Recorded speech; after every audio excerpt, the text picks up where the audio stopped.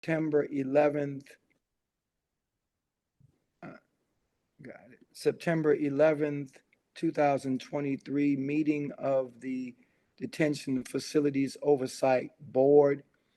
We want to call the meeting to order. Before anything else, we do want to pause for a moment to remember people, remember in your own way, remember those who died uh, during the 9/11 attack, um, everyone who died. And so we're always remembering our heroes, no matter where they are. And so we just wanted to at least acknowledge that.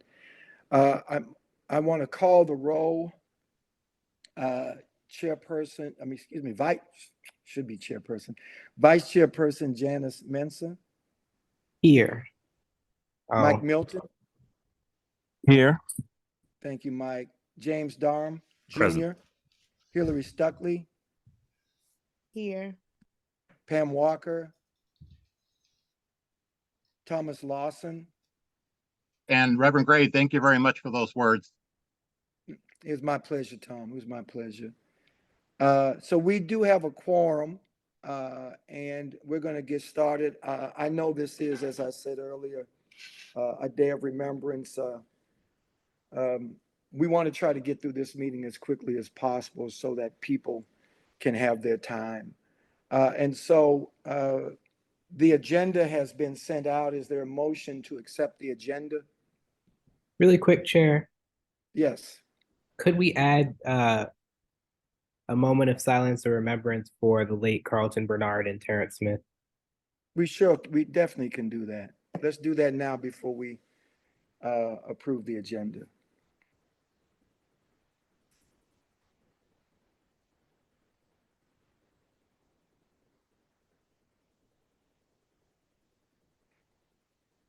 Ashe. Thank you very much, Chairperson, for that. Yeah. Vice Chair, I know I keep saying Chair. Wishful thinking. All right.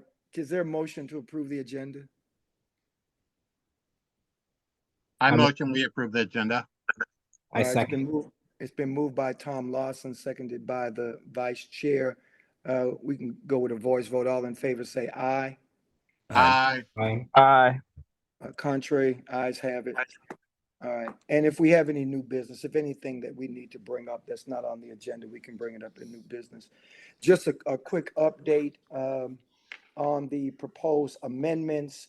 I did speak on Friday to Representative Rashid Aldridge, Alderperson Rashid Aldridge, Alderperson Sonye, and the senior staff for President Megan Green's office. They are moving forward to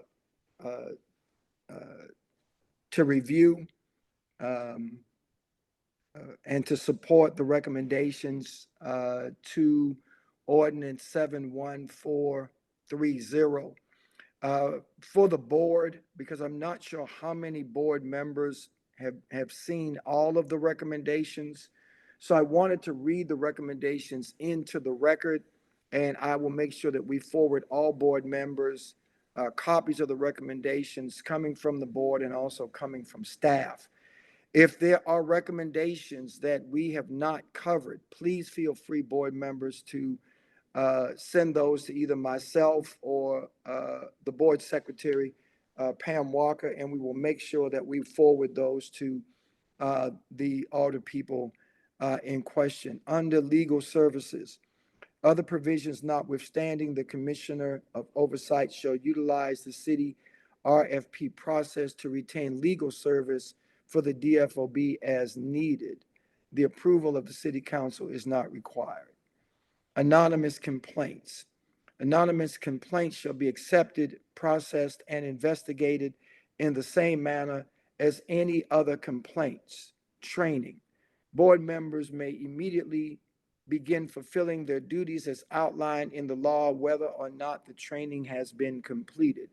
Members will have 1 year to complete training in order to remain on the board. Training shall be made available online and members shall be allowed to take the training at their convenience.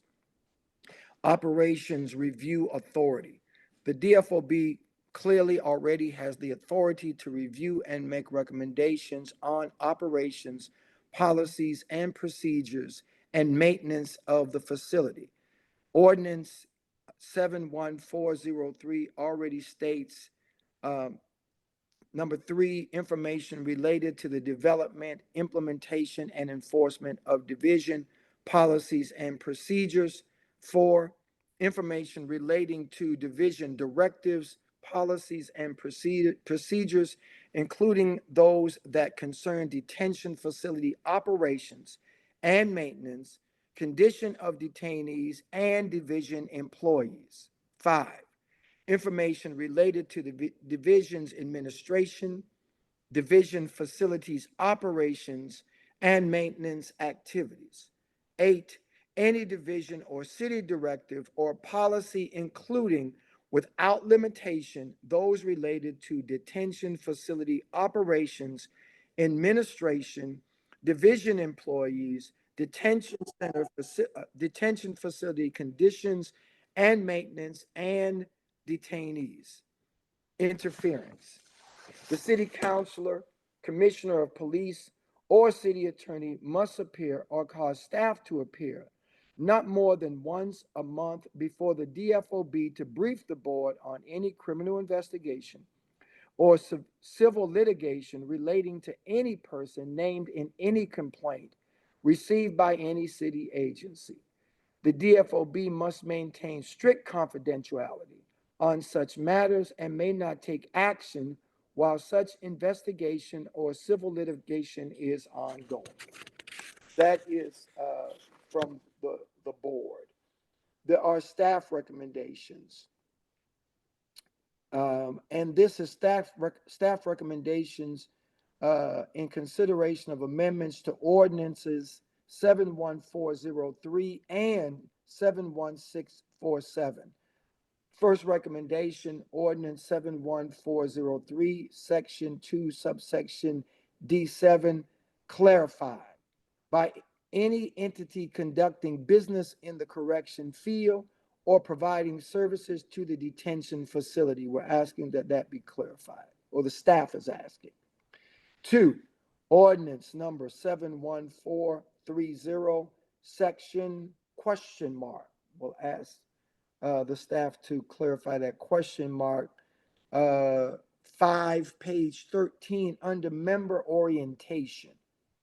The DFOB, in cooperation with Division of Civilian Oversight staff, shall develop an orientation program for the new DFOB members covering basics of boardsmanship training, review of relevant ordinance, division operational and administrative policies and procedures, detention facilities operations, confidentiality, Missouri Sunshine Law. 3, ordinance number 71430, section 1, definition, complaint, add language. Anonymous complaints shall be accepted and may be issued by any member of the DFOB or the commissioner of the Division of Civilian Oversight. Process and investigation in the same manner as other written, excuse me, and signed complaints. 4, ordinance number 71647, section 5B, non-interference. Whenever the city councilor, commissioner of police, or circuit attorney receives information that a complaint filed with the Division of Civilian Oversight may reasonably interfere with the criminal investigation or pending civil litigation, notification shall be given to the Division of Civilian Oversight, who shall stay / or suspend investigation of said complaint until such time as the notifying agency shall determine that such interference no longer exists. Said stay or suspension shall not exceed 180 calendar days unless reasonable cause requires an extension and further notice is provided to the division.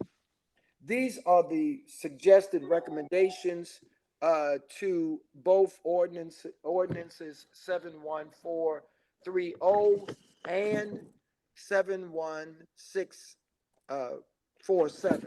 As I indicated to the board, if we've missed anything, if upon your review of both ordinances, you see that there are recommendations that should be made from this board, please forward those recommendations to either myself or to Secretary Pam Walker. I don't know how quick the older people are going to be submitting these recommendations. My understanding is going to be pretty quick.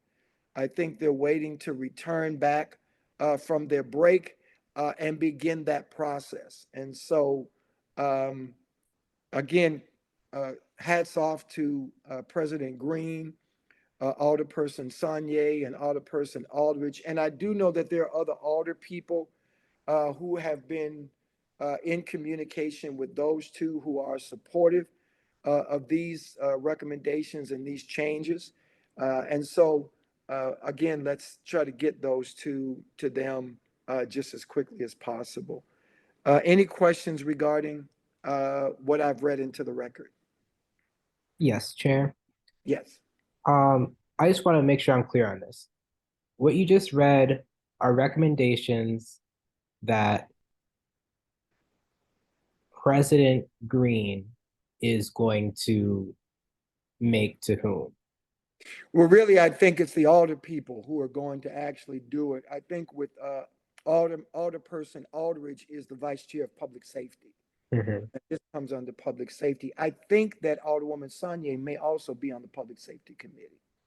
And so these recommendations would have to go through, obviously, the Public Safety Committee. You know the process, the Public Safety Committee, and then the Board of Alder people. I think that with President Green being supportive in supporting the Alder people, these two Alder people that I mentioned, making sure that her office staff helps with understanding the process, the language, doing research on any of the recommendations to make sure that any questions that are raised, that we as board members, all the people who are involved, will be able to respond to any questions that come up as it relates to these recommendations. And so she's making her senior staff available to do a lot of the research to make sure that we dot all the I's and cross all the T's so that this process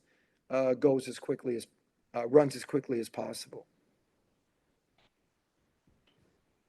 Is that helpful, Vice Chairperson? And you are frozen. Could we unfreeze Janice? Any other questions while we are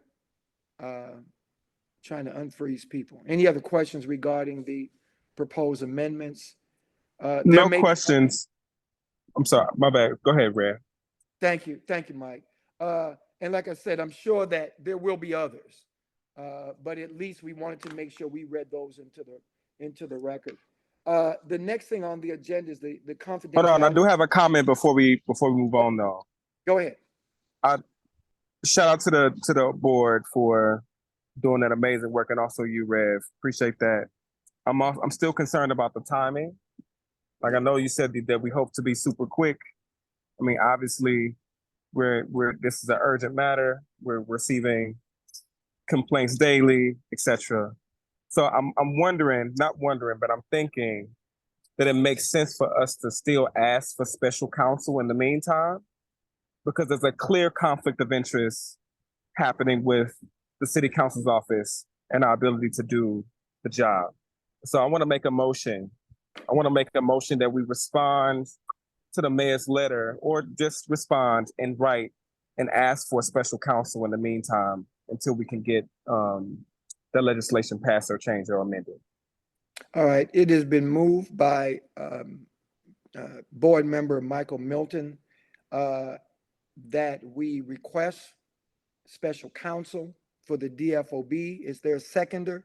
Second. Until, I'm sorry, my apologies, until changes can be made to the ordinance. And the seconder is? That's me, Rev. James. Second. Thank you, James. Thank you, James. It has been properly moved and second that the DFOB move forward with request for counsel to represent the Detention Facility Oversight Board. You heard the motion. Are you ready for the question? This will be by roll call vote. Vice Chair Janice Menson. Oh, Chairman, may I remind everyone to turn on their cameras while they're voting? Thank you, Barbara. So be reminded that on this particular vote, cameras must be on. So Vice Chairperson Janice Menson. Aye. Mike Milton. Aye. James Darm Jr. Aye. Hillary Stuckley. Aye. Pam Walker. Thomas Lawson. Aye. And so that we'll be unanimous as the chair, I vote aye as well. It has been, the motion has been carried. We will request that that the staff move forward with facilitating that motion. Thank you very much. Confidentiality agreement. I only brought this up because I wasn't sure how many people had received and signed the confidentiality agreement. It is my understanding that it's only for those, I believe, who have received the training. So if you have received the training, then you are required to sign the confidentiality agreement. I don't want any board member to encounter any problems because they have not signed the agreement. And I want to be clear, Barbara, is it, and just for clarity's sake, this is for board members who have gone through the confidentiality training. Is that correct? Yeah, I believe if you read it, it says, when you're signing it, to see what you're signing, that it says I have received training in this, this, and this, and I'm agreeing to follow that. So, I think if you can read that and you have, and you are agreeing, then you should sign it. If you haven't, then we can take up when to get that done. Okay. All right. So just wanted to bring it to the board's attention. Again, didn't want anything happening to impede the work of the board. And so if people would take a look at that and act accordingly. We do know that we have a board member resignation. We did receive a resignation. One more time, Rev. I'm sorry. Can I ask a question before we move on? Yes, is in reference to the confidentiality? Confidentiality, yes. Yes, go ahead. Does signing the confidentiality, does that now give us access to receive the complaints or the information from what does that afford us once we sign that confidentiality agreement? Okay. Barbara, can you respond to that? Is Nicole Barton here, who's looking at the whole of the orientation training? I don't want to misspeak about where that piece is in what Director Coyle's given her the direction to do. Okay, I'm looking on here I don't think that Nicole is on, but board member Milton, what I'll do is that I will follow up. I'll make a note of that and we'll ask Ms. Barton to respond in writing that upon signing that confidentiality agreement, the question is, does that allow us to receive or review the complaints that come into the office? That's the question you want? That is the question. Okay. And I also want to add, in light of us receiving a letter from Director Coyle, maybe about 30 minutes ago, we received an email that basically says that investigative staff are not able to do investigations until the training is completed. And so it sounds like, to me, I think it's related. It sounds like there's still a halt on the information that we're able to receive and the investigations until until the training. So I'm still unclear on what can we do and when can we start doing it. And I think there's Right. overall clarity needs on that. Okay, we'll definitely get that. And thank you. I was going to read into the record the letter from Director Coyle. It's not a lawyer's letter, so we can read it into our minutes, particularly since it's directed to us. And I was going to do that as a matter of the report. So, Michael, we'll revisit this before the meeting is over. Thank you. But it is duly recorded in the minutes that we do want some clarification on, upon signing the confidentiality agreement, will board members then have access to complaints and files related to those complaints. And then we will read into the record when we get to this update from city officials. We'll read that into the record. The letters that we've received from the mayor and from Director Coyle. And also, we did receive an update from Nicole, Ms. Barton, as related to training. And we want to make sure that we read all of that information into the record. Chair, All I right. have a Go question. ahead. Yes. I'll just state the question and then maybe you can determine where in the meeting this might fit. I'm confused on who we answer to, I guess, because I feel like at some points, what the mayor has said in a letter conflicts with what Coyle says, might conflict with what the warden says, might conflict with the old ordinance, and if there's a new ordinance. So I was trying to ask this before, but my internet cut out. If this new ordinance is passed, which gives us more power to do our jobs, is that like the law, or is it what Coyle says or the mayor says? Is there like a hierarchy of who? The ordinance is the law. That's the top. Yes, the The very ordinance is law, right? And it's the ordinance that puts us under the Department of Public Safety. The ordinance could have put us under the trash collector. The ordinance could have put us under any other department, but for obvious reasons. The ordinance puts us under the Department of Public Safety, and the ordinance has us reporting to the Director for Public Safety. Okay. The ordinance could change that. The ordinance could change that to have us completely independent of any city employee, be it director, commissioner, or anyone else. The ordinance could do that as well. And Representative, excuse me, I keep calling him representative because he was my representative for 100 years. But Alderperson Aldridge is on as well. But I think that I think I answered that clearly. Yes. Vice Chair, is that the ordinance is the ultimate authority. Okay. And the ordinance gives authorities to A, B, and C.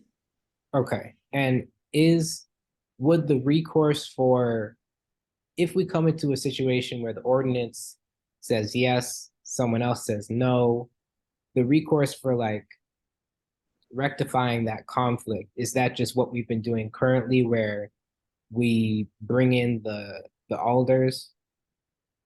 Or yeah, I think that the ordinance is the law.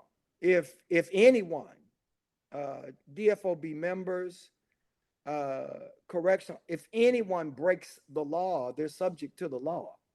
And so that ordinance, the mayor is bound by that ordinance. Director Coyle is bound by that ordinance. And so at any time they violate the ordinance, they're subjected to whatever consequence there is as it relates to violating a city ordinance. Bound. My apologies if we're just going No, back that's over. okay. That's okay. That's okay. I'm wondering, like, bound to whom? Because like there's like obvious, like, you broke the law, and then there's like, we're supposed to have this information. You're telling us you won't give it to us. Now what happens? Let me ask Barbara. Barbara, can we pose this question to you? I mean, just a general question. An ordinance is an ordinance. If someone violates if someone violates an ordinance, a city ordinance, what is the repercussion? What is the process? I know you follow I this. mean, this question is a bit vague because I think it's a little Yeah. bit beyond what the general penalty phase for ordinances is. So I can't give, you know, legal advice in an open public Understood. meeting, but it's also a lot of speculative scenarios that we could imagine. Understood. Yeah. And that's why my response was pretty general too, because I understand. But I believe that Vice Chairperson Mensa, the point is that the ordinance is the ordinance and the ordinance is the law, and all of us have got to abide by that law, that ordinance. And so those who don't abide by that ordinance, I'm sure there is some type of repercussion and or consequence. So, but as Barbara said, I know we're going into closed session, and that if there's something specific, that might be a question that can be posed in closed session with our attorney. So would that be agreeable, Vice Chair? Yes, and thank you both for your input. But respectfully, it seems that there is no repercussion. That may be the case if we look through the ordinance, but that may be something, Vice Chair, that we need to review as we're making recommendations. Agreed. If that right. Thank you very much. We do know that we have a board member resignation, Ms. Barbara Baker. We did receive her letter of resignation.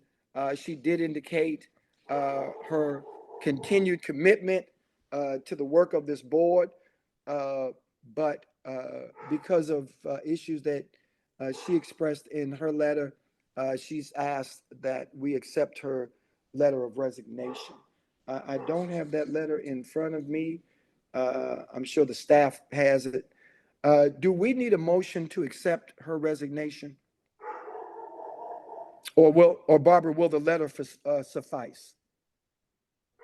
I don't believe that's addressed in your bylaws. But I think that you have some latitude here. All right. We can do this by voice vote. I know that we do it reluctantly, but is there a motion to accept the letter of resignation from Ms. Barbara Baker? Is there a motion? I move I to motion- accept. I second it. Okay. Thank you. It's been moved by the Vice Chairperson, seconded by Thomas Lawson. Any discussion on the motion? Seeing none, all in favor? Oh, I'm sorry. Go ahead, Tom. I just want to say, we were very fortunate to have her with us from the beginning. And I know that we will miss her. And I hope that she does really well in the future. Thank you very much. Yes, I also want to add, it takes a whole lot for a Black woman, a Black formerly incarcerated woman, to dedicate their life to freeing people, to supporting people through substance use, and to even be in the middle of a fight with the city, to have access to continue to fight for their rights. So Barbara Baker is a champion, and Barbara Baker is a legend, and we adore her. We love her. I wish she was on this call. I can't wait to see her next. But I will like to say that it's a shame that she was not able to do what she's given her life to do, because we had a fight with the city for 1.5 years for access for information, given the fact that she talks to people inside of that jail on a weekly basis. So I'm thankful for her. I'm thankful for her labor that she put into the DFOB. And I'm also hoping that this is another sign that the city needs to do something about the conditions inside of this jail and making sure that this board is actually fully functional so that we won't burn out people, beautiful people like Barb Baker, who dedicated their life towards people who are detained. Thank you very much. I Well think said. all of us share that statement. Michael, thank you very much for that. And so, if there are no further discussion on the motion, all in favor of the motion, I- accept the resignation, please indicate by saying aye. I do have Aye. some, Aye. sorry, I do have something to add to the discussion. I'm gonna get Um, you. Go ahead. James, by the way, when you're off mute but not talking, your like microphone is like a little bit loud, I think. Sorry. What was I gonna say? Oh yeah, just echoing what Mike said. Barb played an important role specifically as a formerly incarcerated person. And when we're making, well, we have the option to make a nomination of who might want to apply to be on the DFOB. We have the option of making that nomination to the mayor in writing. I hope that the next person that fills that position is someone who is also formerly incarcerated. We each come to the board with our different perspectives and qualifications as outlined by the first ordinance. And I think it's important to the board that variety of perspectives is maintained. And that's it. All right. Thank you so much. I think that we all agree on all of the statements, and the motion has been duly made and seconded and approved. So the motion carries. We're going to move on. As I said, Sorry, we do Chair. have some. Yes, I don't think we voted after the discussion, did we? I think we did. I just allowed you to go ahead and say what you said after. Oh, okay, Yeah. gotcha. All right, we'll move on to the next item, Commissioner's report. Very able and capable Commissioner, Interim Commissioner, Ms. Ruby Bronner. We will now give you the floor. Thank you, Reverend Gray. Good You're evening. welcome. Good And evening. Good evening, members of the board. The first item that I have listed on your agenda has to do with the board's or the staff's orientation and training. If I'm not mistaken, I believe the chair may have received a writing from a city official with respect to that. And so I would defer to Reverend Gray relative to that subject. Okay, I'll do that under update from city officials. Okay. With respect to the update on the case management system, I just wanted the board to be aware that the staff has been very, very proactively moving forward, not just with the training, but also with the new case management system, which involved a significant backlog for both COB, and while there are not nearly as many DFOB complaints, we have been combing through those as well, so that once the staff is able to begin to investigate, we will be prepared to do that. And because of the date ranges, we're seeking to prioritize the DFOB complaints based upon what we will determine as the severity and urgency of the matter. So we're hoping to begin those investigations very soon, to begin to prepare dockets for presentation to the board when that is allowed to go forward. So I just wanted you to know how hard the staff is working to move toward our stated goals. And thank you. Thank you so much, Commissioner. I know that we we want an opportunity for the staff to be introduced. I think that we wanted to do that, Ruby, at this meeting. No, we were prepared to do it at the September 18th meeting. Okay. And so we didn't make that a top priority for this past week in light of all the other things that are going on. But we will be prepared to do that unless we want to postpone it, because I know Nicole is very anxious for you to have as much time as you can provide for the remaining orientation that the board is to have. And so we could either do that then. We're also working on DFOB's annual and quarterly reports. Right. We're wanting to do them in a combined way so that we can be on target with the dates. So that is our plan. And we will be also including staff bios as a part of our report. So depending upon your schedule, we can plan to do that for next Monday if you're still having the September 18th meeting. Yeah.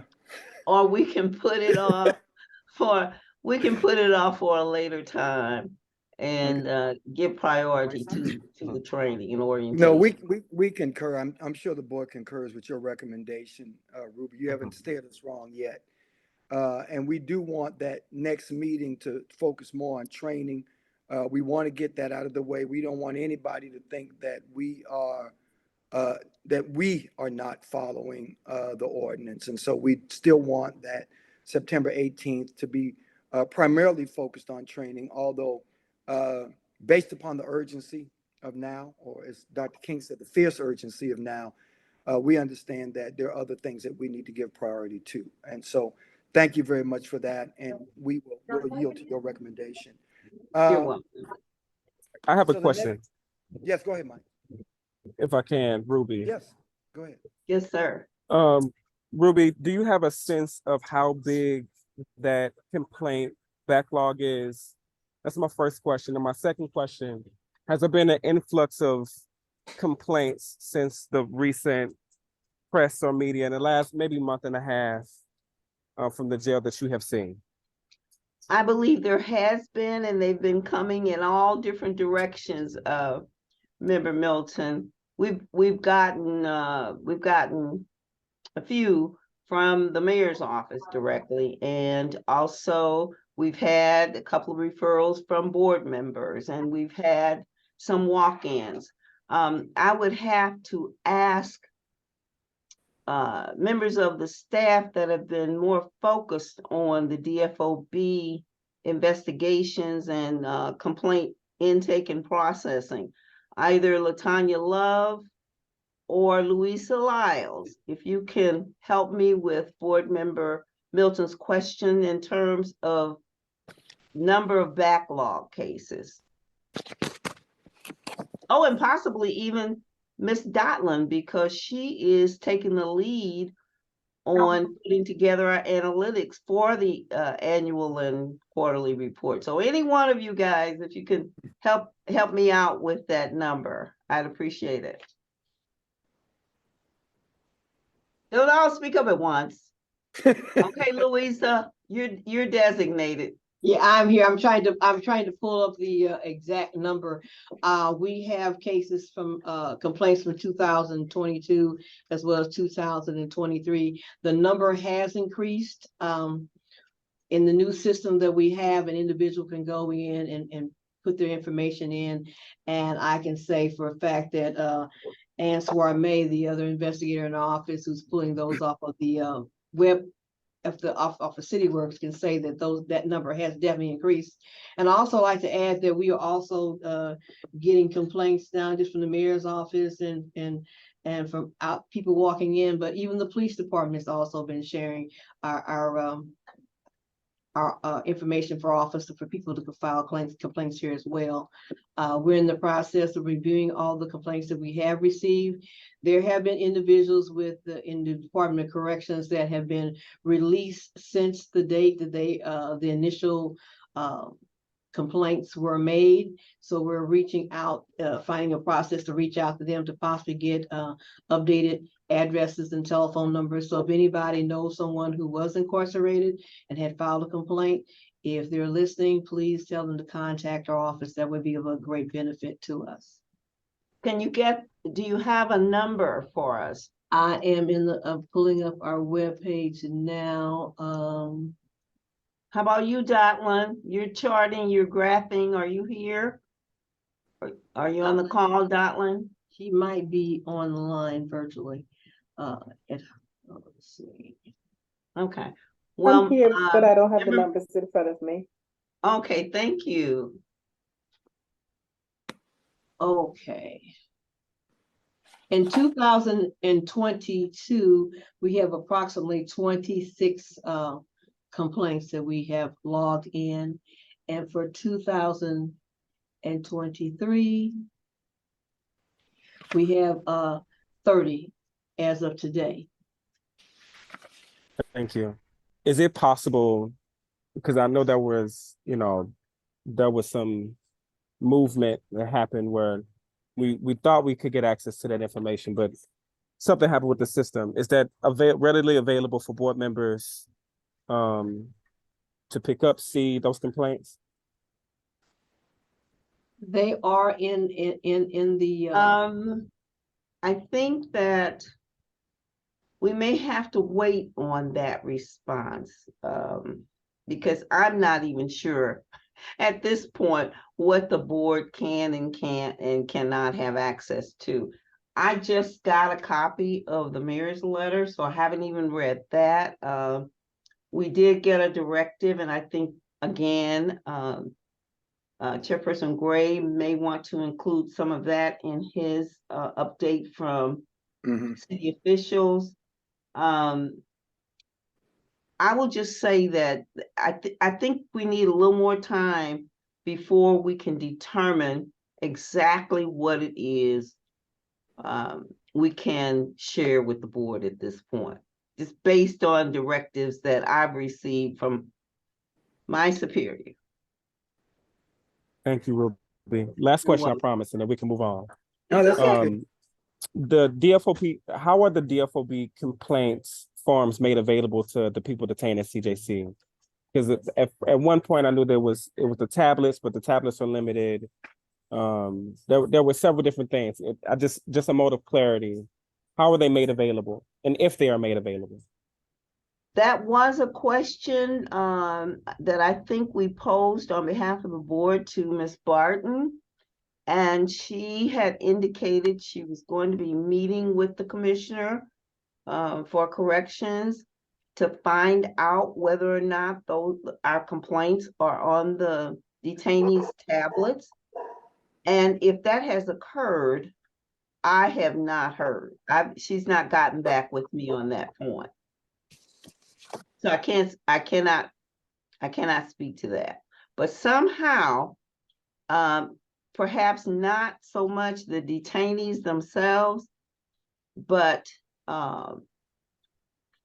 loved ones, mothers, girlfriends, somehow or another, they're getting a hold of the complaints, or they're getting in contact with us. And of course, once they call us, or once we receive any kind of indication that there is a problem on behalf of a detainee, we are facilitating, we're facilitating that complaint. So it is still outstanding with respect to whether or not they have access in the corrections, but I will follow up with Ms. Barton on that. Thank you, because I mean, obviously we're hearing from several detainees or people detained that they haven't had access to the form. And there's even been more conversations that some people are saying that they were supposed to be released and they're still, their paperwork haven't been sent over. So they're in jail unfairly and that they wanted to file some type of complaint and they haven't been able to. Thank you for the response. I really appreciate that. And we don't have a problem receiving those referrals directly from board members. And so if you get the information, if you get some information where we might be able to follow up with a telephone call or an email or a letter, we're willing to do that. James's hand went up, just FYI. Okay. I was just I was wondering if it would be possible at all to just have hard copies available for the detainees, and again, very limited access to who can pick up those forms, and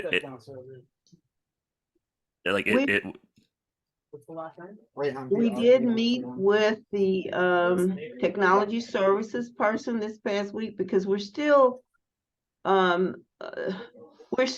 working through this transition to the case management system. And I don't mind telling you, the technology people are suggesting that we have tablets and we actually assist with making all complaints electronic.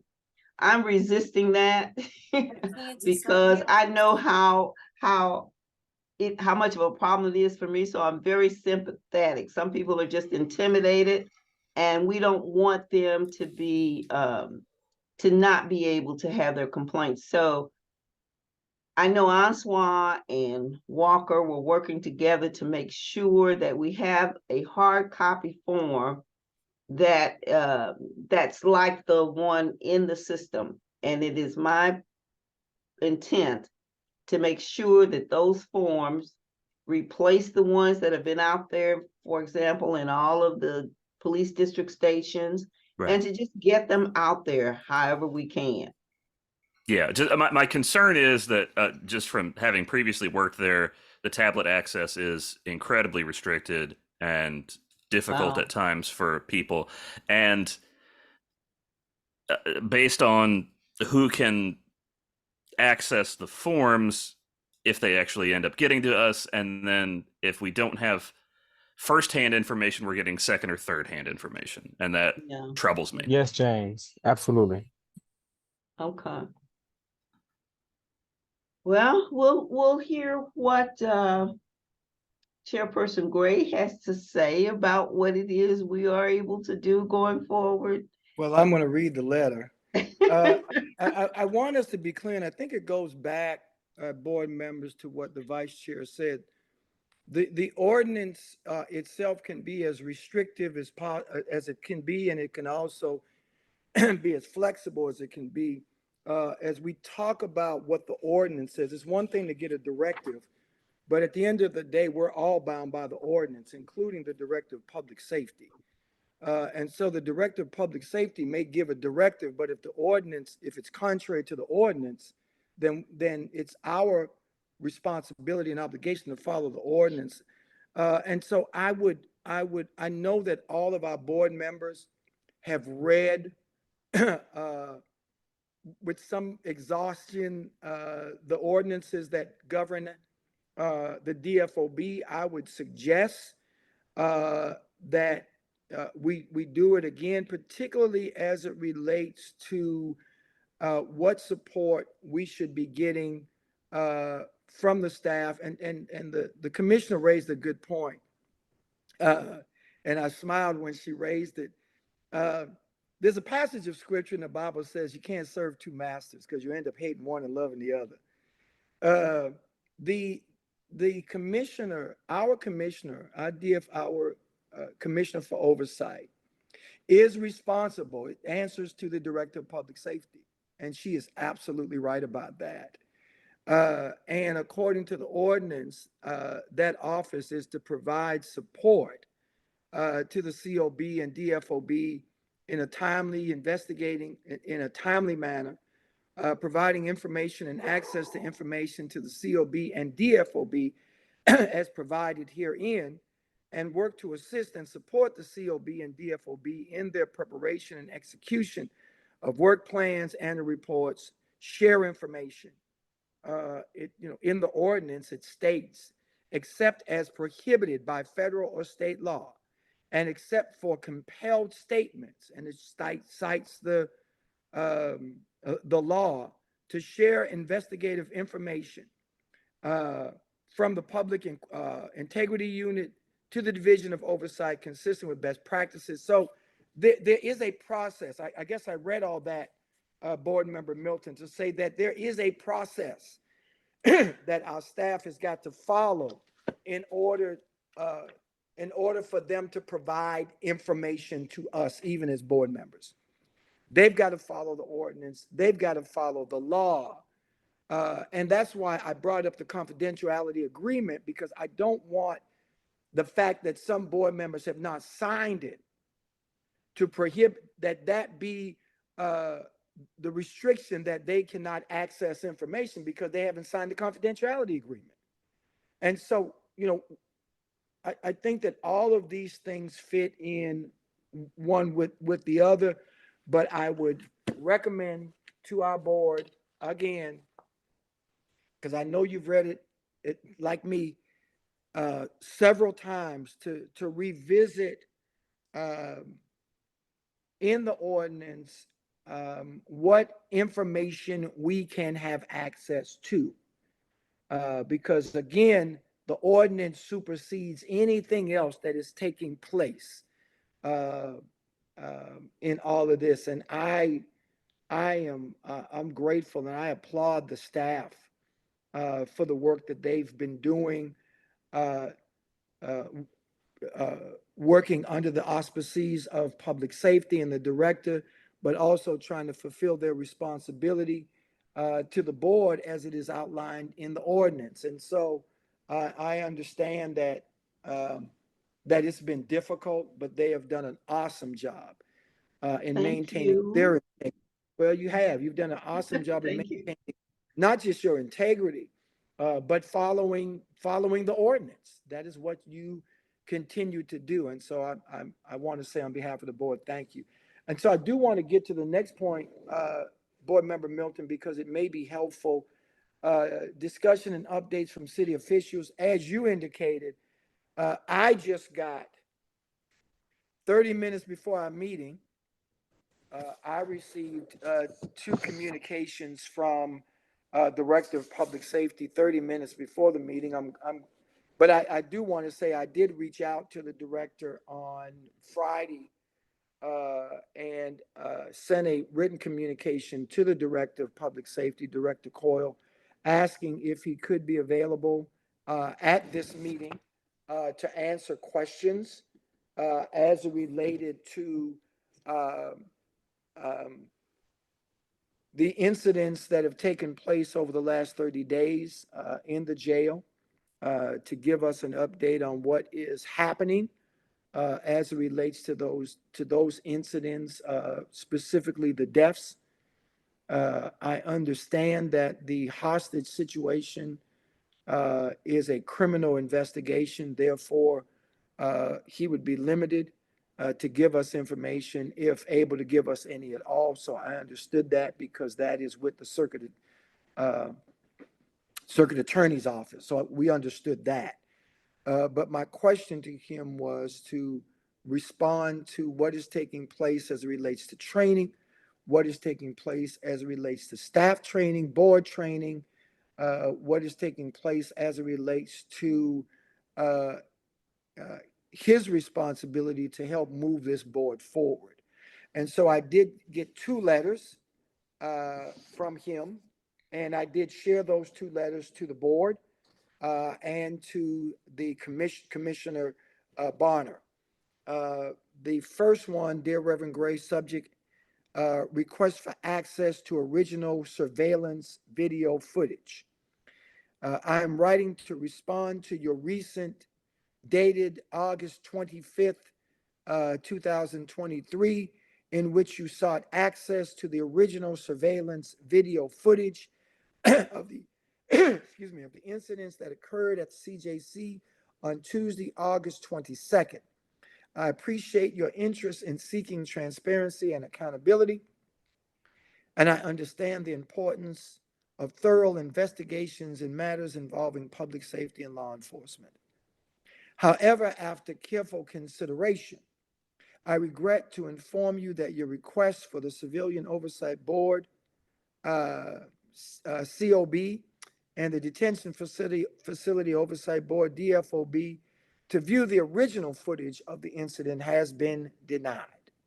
The decision is made in accordance with the guidelines set forth in Ordinance 71647, specifically Section 4, subsection B, which addresses non-interference.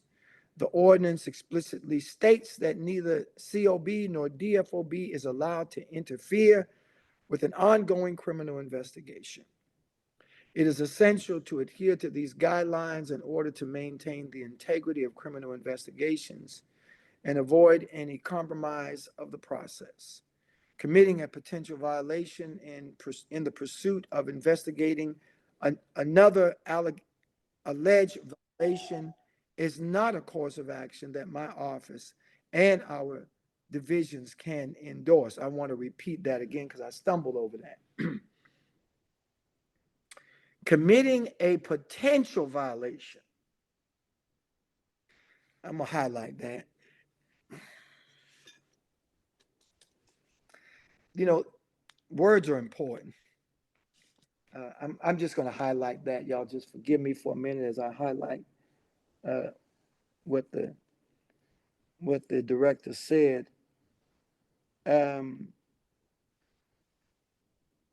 Committing a potential violation in pursuit of investigating another alleged violation is not a course of action that my office and our divisions can endorse.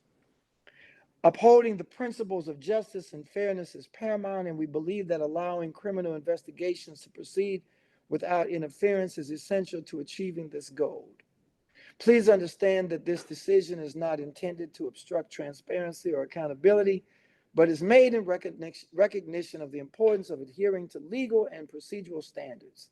If there are any further developments in the investigation, appropriate information will be shared with all relevant parties in accordance with established procedures. Once again, I appreciate your concern and dedication to ensuring the well-being of our community. If you have any questions or would like further clarifications regarding this decision, please do not hesitate to reach out to our office. I'm going to ask, in light of this letter, and we do have an opportunity in our closed session to respond to communication between public governmental bodies and its attorneys for purpose of discussion. I just want to read these letters into the record and then ask that they be discussed in the closed session. And then when we return to open session, whatever information we can share with the public that does not violate the ordinance, we will do so. So I just want to read those for your hearing. They will be discussed in closed session. The second one is from Director Coyle. This is a read directive for DFOB staff and investigators. Dear Reverend Gray, as we prepare to initiate investigations within the detention facility, I want to share with you clear directives that were issued to ensure the effective execution of our duties. I want us to highlight that first part as we prepare to initiate investigations into the detention facility. I'm not sure if that is a criminal investigation or if that's an internal investigation as relates to conditions. I don't know what that means, but I just want to highlight that. And we will discuss it in closed session. Following the successful completion of orientation training by the investigators of the DOB staff, it is imperative that we adhere to a set of guidelines to maintain the integrity of ongoing operations. Therefore, I would like to outline the following directives. The DFOB staff and investigators are authorized to commence investigations within the detention facility upon the conclusion of their orientation training. Investigators and staff must maintain strict confidentiality throughout the investigative process. Information pertaining to ongoing investigations should not be shared with unauthorized individuals. We'll highlight unauthorized individuals. Investigators and staff shall not share their findings with the detention facilities oversight board until the board has completed their orientation training. I'm definitely going to highlight that for discussion in the closed session. I'm going to highlight that twice. Investigators and staff must exercise discretion and refrain from impeding any ongoing investigations or matters that involve litigation. Our primary objective is support, not hinder this process. The Deputy Commissioner of Civilian Oversight has been directed to give these directives clearly to the investigators and staff under her supervision. These directives are crucial to ensuring that our investigations are conducted in a manner that uphold the highest standards of professionalism, ethics, and legal compliance. That was the second letter that we received from the Director of Public Safety. Again, to board members, we will be discussing this with our legal attorney in our closed meeting. Why can I ask why? Why are we discussing that in closed session? Because there may be some legal recommendations being made. So we can't discuss it at all? Yeah, but that's why I'm saying that once we discuss it in closed session and decide what course of action we're going to take, we can bring that information. Mm-hmm. We can determine what information we can bring out of closed session. Mm-hmm. So the whole idea is not to. Yeah, I get it. Can I ask another question? Sure you can. To your can you summarize your interpretation of that second letter for us, Chair? I'm sorry. Yeah. For the non-legal people. Yes. In the room. My to summarize it, Board Member Milton, to me, and this is not the legal part, this is me. It's just this is just another example of how this detention facility oversight board continues to be treated with total disregard. Mm-hmm. We were told that we could not access the building without receiving correctional orientation training. So, okay, we understood that. Mm-hmm. We were told that there were 11 trainings that we needed to have. And so we began to work to get those 11 trainings. Some of those trainings were 15 minutes at length. Some of them were an hour at length.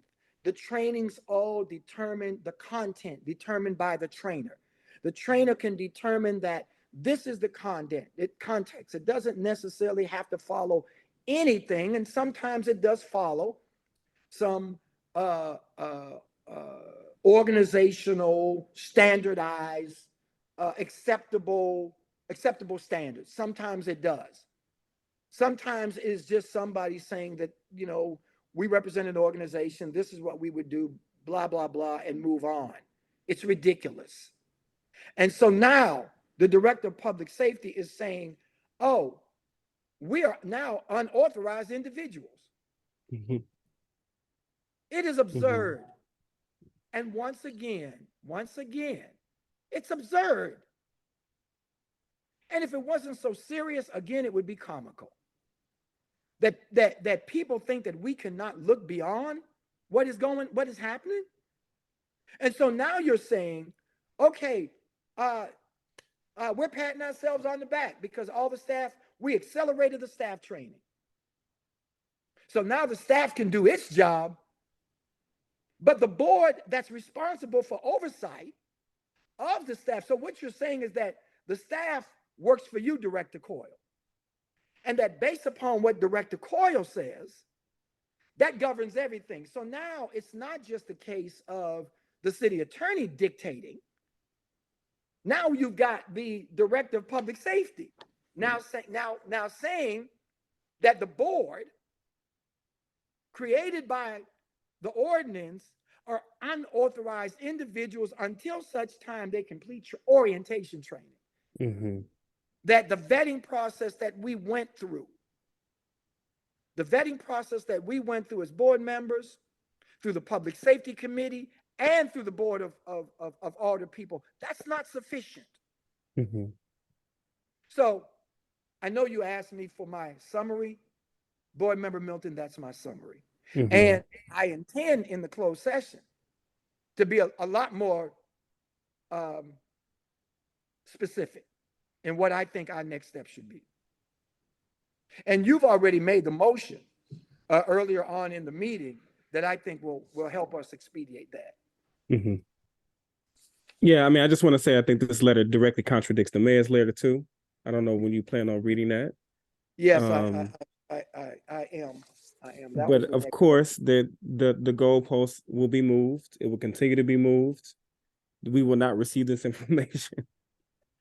And you say, you say if it wasn't serious, it would be comical. I think it's serious and it's comical. At this point, both from the mayor's perspective too. So I'm excited to talk more about that. I'm going to read. I'll read the mayor's letter into the record as well. Let me just read it first. September 8th, 2023, sent via email to the members of the Detention Facilities Oversight Board. Let me start by saying that one life lost in our city, whether it is outside of our detention facility, is one too many. The 9 lives lost to suicide, overdoses, and natural causes over the past 2 years weighs heavily on my heart. I both recognize and agree that we could have communicated the circumstances surrounding the 2 most recent incidents in a more complete and timely manner. I've long echoed the sentiment that public health and public safety are intrinsically bound, and there is no further proof of that when detainees arrive in the City Justice Center, CJC, with a myriad of comorbid and undiagnosed and untreated health conditions. It is one of many challenges that the Corrections Commissioner, Jennifer Clemens Abdullah, took on when she assumed her role during a very tumultuous time at the CJC, in which 2 previous commissioners resigned in quick succession. In just under 2 years, she has overseen over $18 million in facility safety upgrades, including fixing locks, improved the quality and variety of meals, expanded educational programming, and a host of other modifications. It's because of her steadfast leadership that she continues to have my full confidence in her current role. Despite these improvements, I still support and champion the legislation that created the Detention Facilities Oversight Board, despite immense opposition. When the Police Officers Association and Ethical Society of Police sued to stop the bill, city lawyers fought tooth and nail to shield the DFOB and did so successfully. It was important to me to give our detainees a voice, just like civilians have their complaints about law enforcement, and create a body empowered to investigate their concerns. This commitment has never wavered. This is an important part of our democracy. It is important to remember that the DFOB was established to investigate complaints and work with the investigators of the Division of Civil Oversight. They are not responsible for overseeing day-to-day operations. I want us to highlight that. Yeah, that's a point of highlighting for sure. Yeah. Let me just highlight that. They're not responsible for day-to-day operations. That is the responsibility of the commissioner and the director of public safety. Since the criminal justice coordinating executive director, Nicole Barton from my office, stepped in to help move the DOB forward, the board has made significant progress in just a few months. I want to highlight that as well.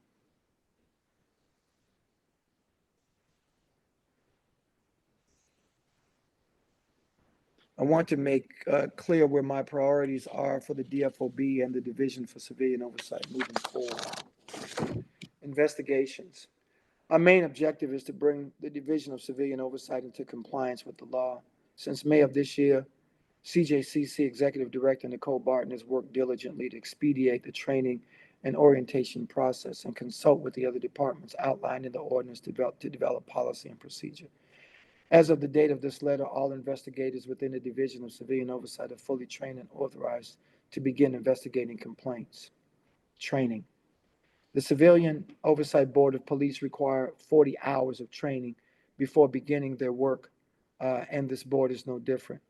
This requirement in the law follows the national standards in line with civilian oversight boards across the country. Per the ordinance, in order for you to gain access to the jail, your training and orientation must be completed as well.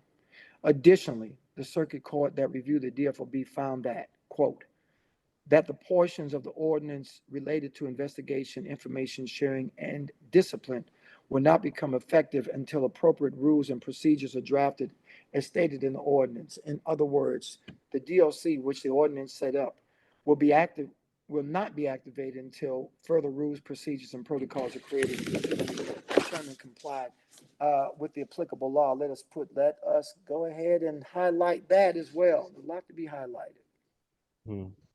Just how many times have we done have we accepted the proposed rules? At least 3 different times. Yeah.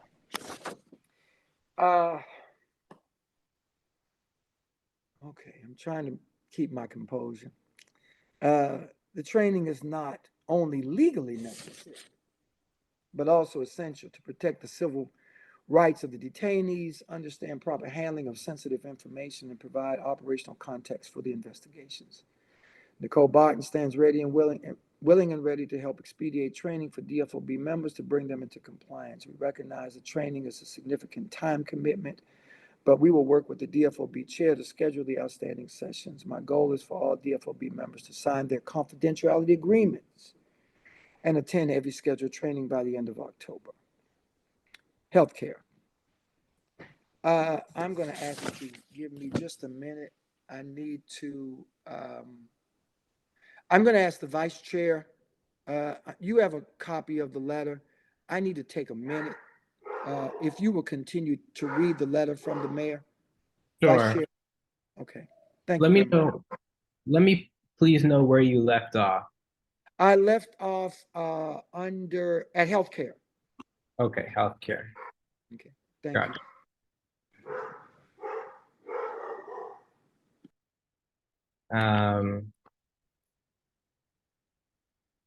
Just a second. Okay, not too much longer. Healthcare. The city recently notified its healthcare provider, Corizon Health / Yes Care, that we will not be renewing their contract and are pursuing litigation against them. Corrections has also released a request for proposal for a provider, and we are hopeful they will provide a high standard of care for our detainees. The Department of Health will also take an increased role in evaluating the medical care provided by the city's next healthcare provider. Next heading, staffing. Like many employers throughout the country, the CJC is working hard to fill vacant positions. Last month, the city's residency requirement was lifted, and my administration remains in contract negotiations with the union representing corrections officers. It is my hope these steps will help the city be more competitive in hiring and retention. In all, I share your dedication to effective oversight of our public safety systems, and that everyone is treated humanely while in the city's custody. Reversing decades of operational and cultural failures in our corrections division takes grit and dedication and won't be resolved overnight. But together we can spur much needed change and accountability within the system. I look forward to your continued partnership. Best, Mayor Tashara Jones, CC Comptroller Darlene Green, Board of Aldermen President Megan Green, members of the Board of Alders, City Councilor Sheena Hamilton, Interim Public Safety Director Charles Coyle, Warden Jennifer Clemens Abdullah, she says Corrections Commissioner, Circuit Attorney Gabriel Gore, Sheriff Vernon Betts. That's the end of the letter. Is Gray back? Because I have some comments on the letter. Okay, Grace back. Back, but on mute. I am back. I would like to, I wanted to read one more letter. It is on the discussion update on board orientation from Ms. Barton. So I guess that, let me read this letter, Vice Chair, and then we can entertain comments, accepting all of them. And I do apologize, y'all. I'm a little bit older than most of y'all, and so I've got to make sure I have proper sugar. And when I get frustrated, my sugar level, when I Vice Chair, when I get frustrated, my sugar level. So I needed to add some sugar. The last letter is from Nicole Barton, and this is an update for the Monday meeting. Her letter is dated September 8th, and it was emailed. Good afternoon, Chairman Gray, Vice Chair Mensa, Ms. Walker, and Ms. Bronner. Just wanted to give you an update on training and policy. As of today, Friday, September 8th, 2023, the DFOB staff are now fully trained in all the requirements outlined in the ordinance. I worked hard to expedite staff training to be completed this week so that we could start the death investigations. I sincerely thank staff for being available to complete training as well. On Monday, September 18th, we're scheduled to roll out 2 training sessions. They are best practices for investigation and national standards of constitutional policing and state and federal laws governing police. This will be approximately a 3-hour training. We have 2 trainers who are subject matter experts in both areas. I would highly recommend we reserve this date for training only so that we can get through both of these topics. I only had one person say they were available on Saturday the 9th for detention facility oversight training and conditions and treatment for detainees. That was Chairperson Gray. Nevertheless, to say we need to look at some additional options to get this complete. At this point, we should probably request members do a doodle poll to or something to get possible dates and times where the majority of members are available for this training. We have one board member who has completed this training, Hillary Stuckley. We have 2 board members that have completed part 1, Pamela Walker and Tom Lawson. This is mandatory training under the ordinance. Finally, regarding the policies and procedures, I met with the Corrections Commissioner weekly over the past 2 months to ensure we have a good, solid practice in place. The policies are now with the Department of Personnel, and I am meeting with the department to address questions they have on the policy. We hope to have this completed within the next 2 weeks. These policies and procedures will then need to go to the City Council's office. As soon as this process is completed, I will return to staff for review. That is the letter.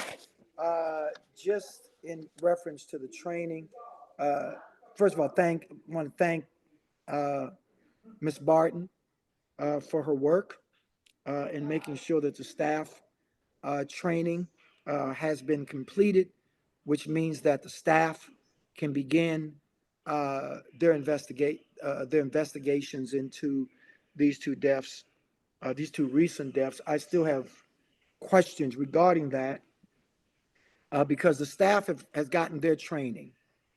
The board is still working on their training, and we're hoping to have all this done by the end of October, which is what we indicated at the last meeting.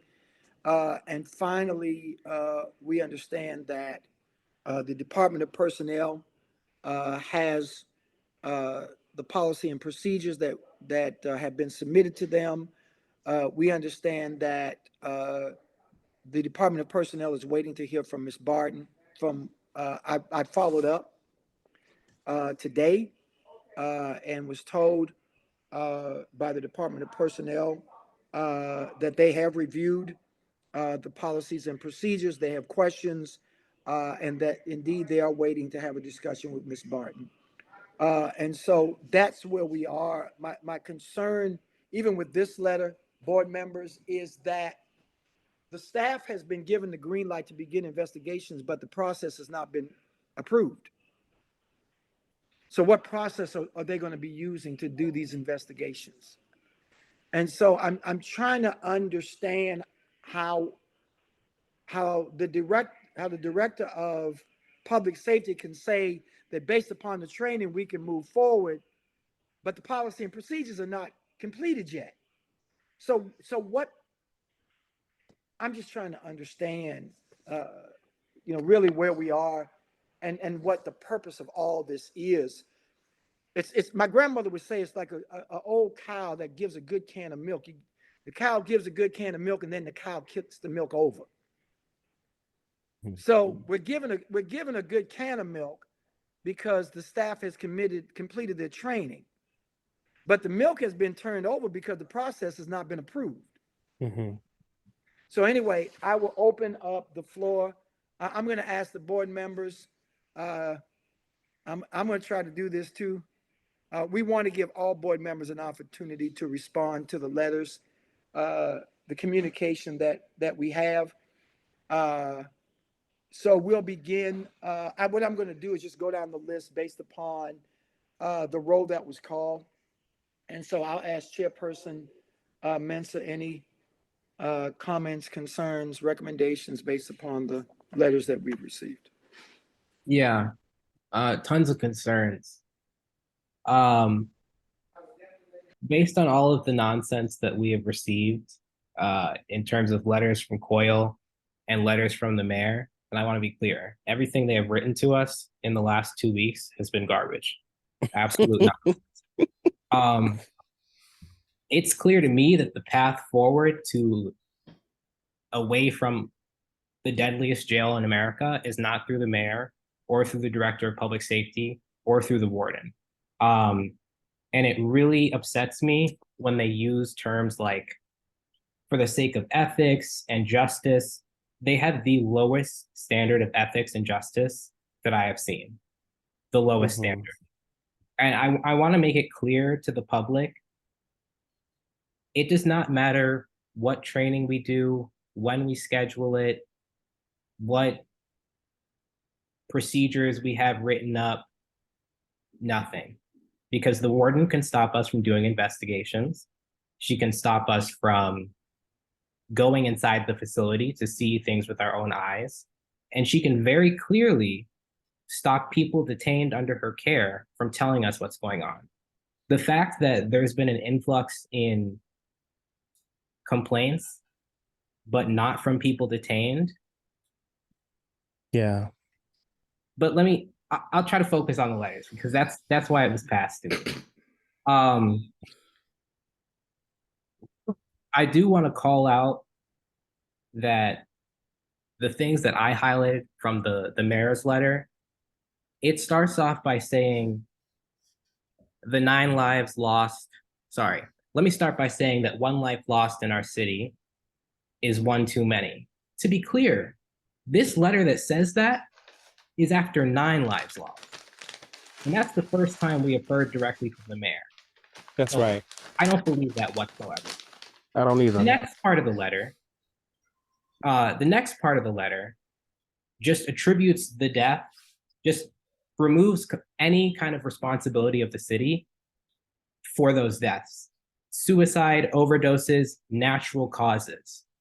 Dying in the CJC is not a natural cause. That's right. It is very nearly impossible for 9 people to have lost their lives in a 2-year period in a jail the size of 650 people purely by chance. Statistically, you might expect 1 or 2 deaths in 2 years. 9 deaths, 9, and your mayor's not at this meeting. Director of Public Safety is not at this meeting. That's right. Martin's not here. The warden's not here. They do not care. And if any members of the public are here and didn't know what happened the evening of Thursday, which was the evening of the 9th most recent death, Mike, I'm getting an echo from your mic. I don't know, Mike, it says you're on mute, but I'm still getting, okay, it's done.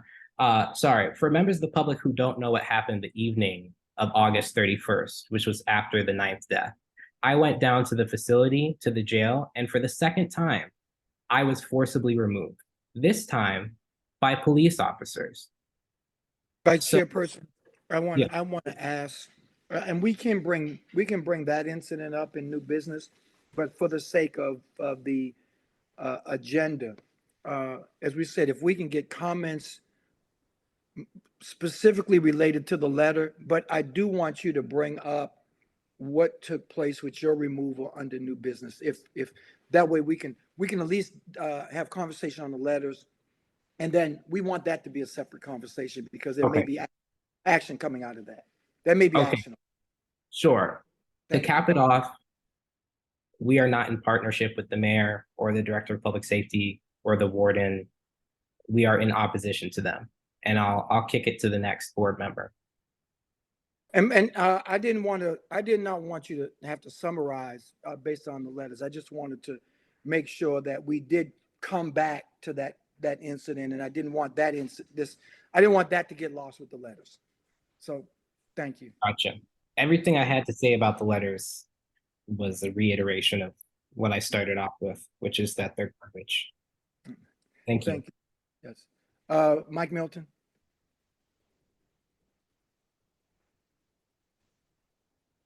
Mike, a response? Do you have a response to the letters that we received? Is Mike on mute? He is. Is he on mute? Sorry, I was on mute. I apologize That's about okay. that. Yeah, I mean, I've already made my comments about Koya's letter.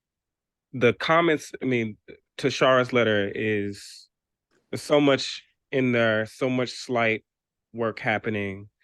The major thing that has kept coming up over the last couple months as a response is that we're not supposed to be in operations, or we're not supposed to have any authority over operations, when the ordinance actually clearly says that we do, that we have broad authority. And I'll read the ordinance really quickly. The DFOB shall have the broad authority and discretion to develop annual work plans for programs, initiatives, projects, and other activities related to its operations, and that it advances missions and duty it intends to undertake in the coming fiscal year. These programs, initiatives, projects, and activities should focus on improving the detention facilities operations, transparency in detention facility operations, conditions of detention, employees, working conditions, and employees' professional development. The initial annual work plan shall be completed and published on the division's website within 180 days following the DFOB initial meeting and no later than July 1st of each year thereafter. The ordinance literally says that our business is over the operations of the jail. So I just find that wild, that of all the responses that she could have gave about the 9 deaths, that somehow she's still trying to separate us from actually having a say about what happens inside of the jail. And this is not what she campaigned on. This is not what she promised the people.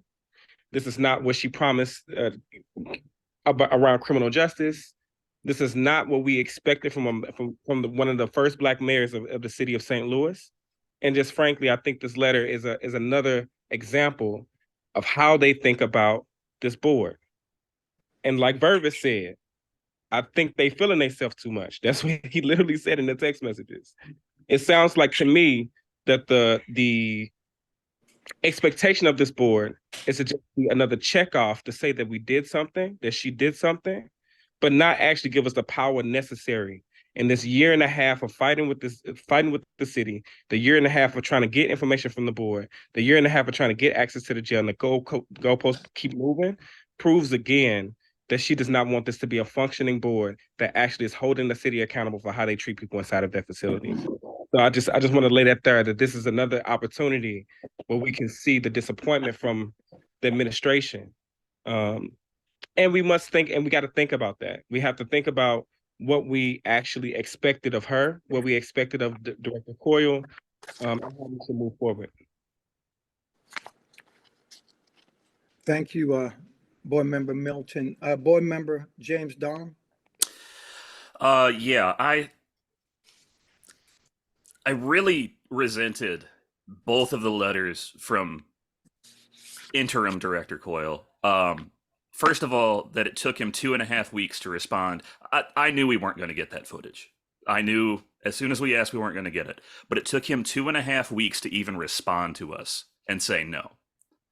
And then to get a directive from the director of or from him. We don't work for him. He is in no position to give us directives.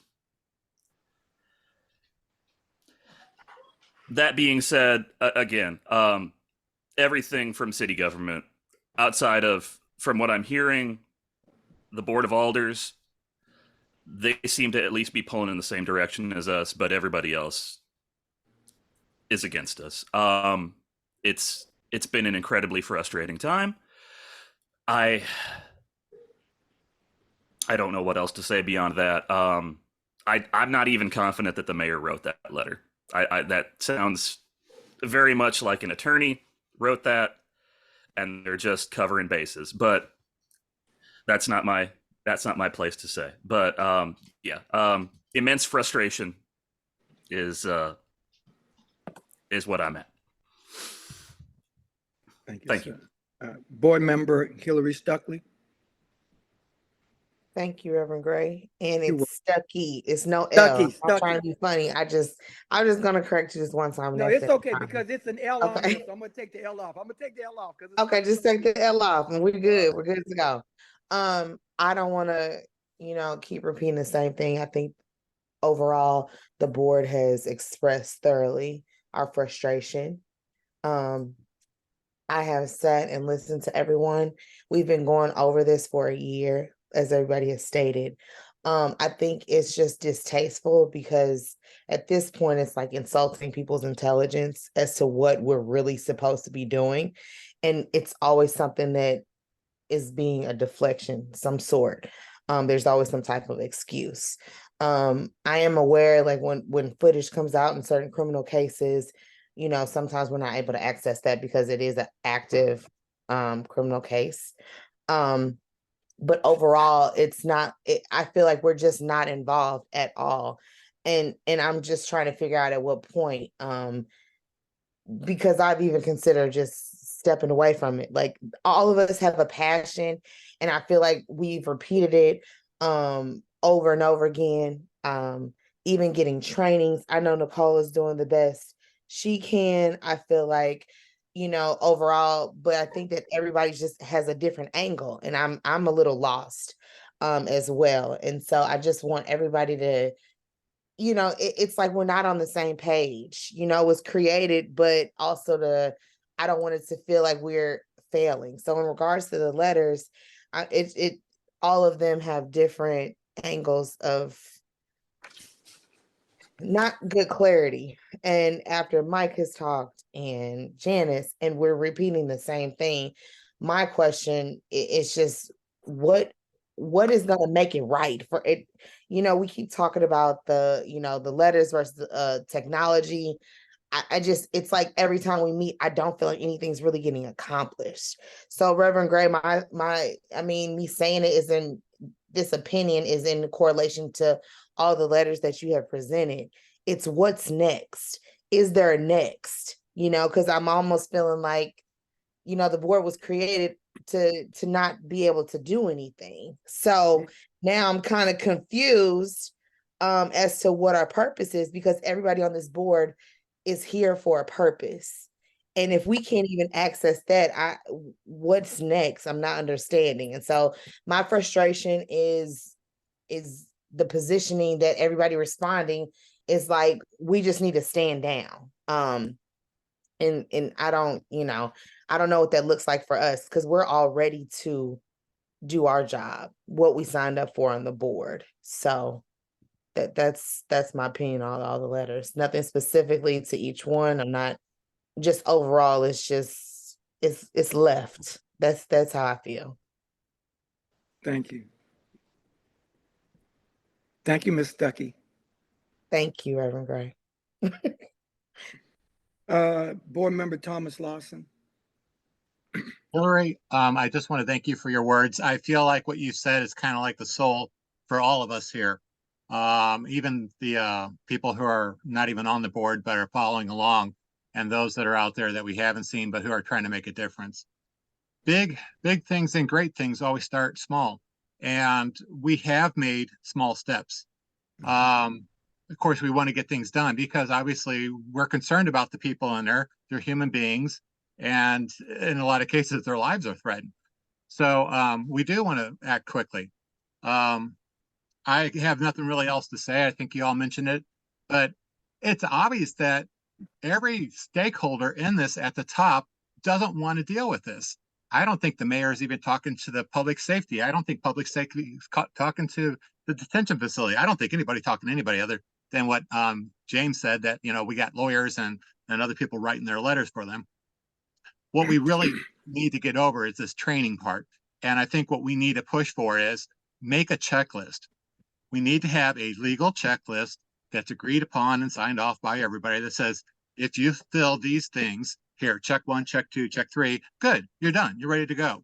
But this is just, you know, we're just throwing words around. We need something in concrete about what is it that really gives us permission. Okay. Thank you so much to everybody. And I wanted to save mine for the end, and so that we can quickly move into the closed session. As I read the mayor's letter, as Mike and as all of you've said, what I said initially is that I'm glad that her voice is finally in the conversation. I have some issues with a lot of what was said, but I just want to be clear that I'm glad that her voice is finally in the conversation. Mike's already pointed out the ordinance. We are not responsible for the day-to-day things that happen with our staff. We're clear about that, and so let's make sure we make that distinction. Our job is to receive information from the staff, review information from the staff, and make recommendations based upon that information. We're very clear about what our job is. Our job is not to go to 1520 Market and go up to the office and try to run the office. That's not our job. I don't think any of us even want to do that. So we're very clear about that. But as Mr. Milton said, when it comes to what is taking place in the Justice Center, the ordinance is also very clear. And all of us have read it numerous times, so that we're very clear about our role vis-a-vis the detention center. I want to congratulate and commend Ms. Barton for taking the bull by the horns and getting things done. But at the same time, I don't want to negate the work that our staff has done in trying. I think that it's interesting, and I appreciate Ms. Barton and look forward to working with her. But the question remains: we have staff. If our staff were given the same type of support that Ms. Barton has been getting, then maybe our staff would be a lot further too. I don't want anybody to look at Ms. Barton and assume that our staff hasn't been doing anything. So I don't want anybody to even make that assumption. And so while I applaud what Ms. Barton is doing, and as we said, and she and I have been in communication today, and she's working diligently. The meeting on the 18th, solely committed to training. We want to get all this training out of the way, but we also want people to understand that sometimes, as she indicated, this training is 3 hours. But we've had other trainings that have been 15 minutes. So in identifying the training that is left, let's put the time on it. I'm glad that somebody finally said this is 3 hours. What's the next training going to be? And then after we finish the 11 trainings, where does this 16-hour correctional orientation come in? The 16 hours that is required by the Commissioner of Corrections. And so what training have we done that kind of overshadows that? You know, we still have that other 16 hours of training. And if that's 16 hours of training, if these are two separate things, Ms. Barton, we want to know that they're separate. The 11 courses are for us to be authorized, according to the director, for us to be authorized. The 16 hours is for us to have access to a building. So we want to make sure that those two things are clear and that we don't have to ask this question again. So we're asking it on the record. The so the idea, with training, the circuit court that reviewed the DFOB found that, well, this is the first time that I've heard that the circuit court has reviewed anything regarding the DFOB, and I've been involved in the DFOB process from day one. It's the first time that I've heard. When did this review take place? And why did this review take place? And where was the circuit court? Is this because they were part of the Criminal Justice Coordinating Committee? Well, DFOB is not part of the Criminal Justice Coordinating Committee, although public safety is. So when people are quoting things as it relates to the DFOB, and those of us who have been involved in DFOB are just hearing it.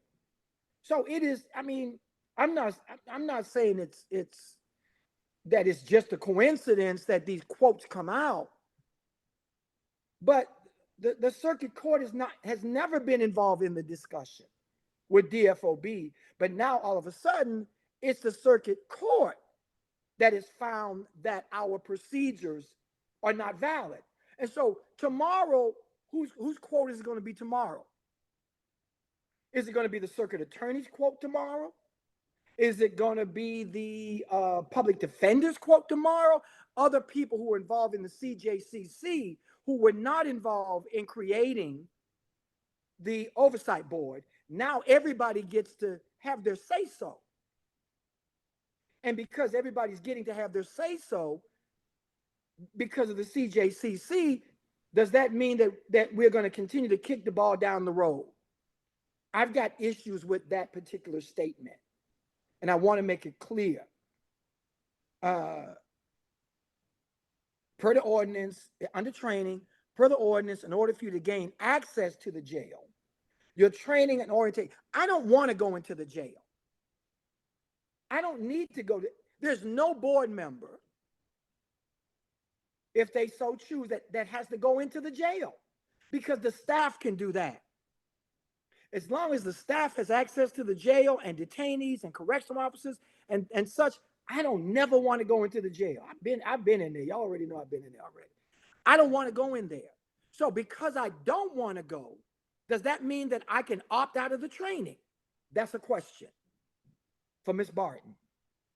If I, as a member of the board, do not wish to ever go into that jail, and I yield to the expertise of the staff to go in there and do their job and bring the information back, then can I opt out of the 16 hours? That's a question. Finally, as far as the mayor's letter, additionally, the circuit court that reviewed the DFOB found, quote, that the portion of the ordinance related to investigation, information sharing, and discipline will not become effective until appropriate rules and procedures are drafted as stated in the ordinance. In other words, the DOC, the DCO, which the ordinance sets up, will not be activated until these further rules, procedures, and protocols are created and presumably determined to comply with applicable law, unquote. The circuit court the mayor's letter states that the circuit court, whoever which judge did it? Which judge made that ruling? When was this judge involved in any discussion as related to the ordinance that created the DFOB and the COB? These are legitimate questions. You can't just throw quotes out there and expect us to just, accept them as fact. Without more information, and I know the mayor understands this, and this is no shade on the mayor, because I know that the mayor understands that everything that the administration is doing is suspect. And every bit of clarity that we can get as a board is helpful. So I'd like to know which circuit court judge, when and why they did it. Who asked them to give their opinion? Where's the communication? That's some more information that we're going to be asking for. We want to know where that quote came from.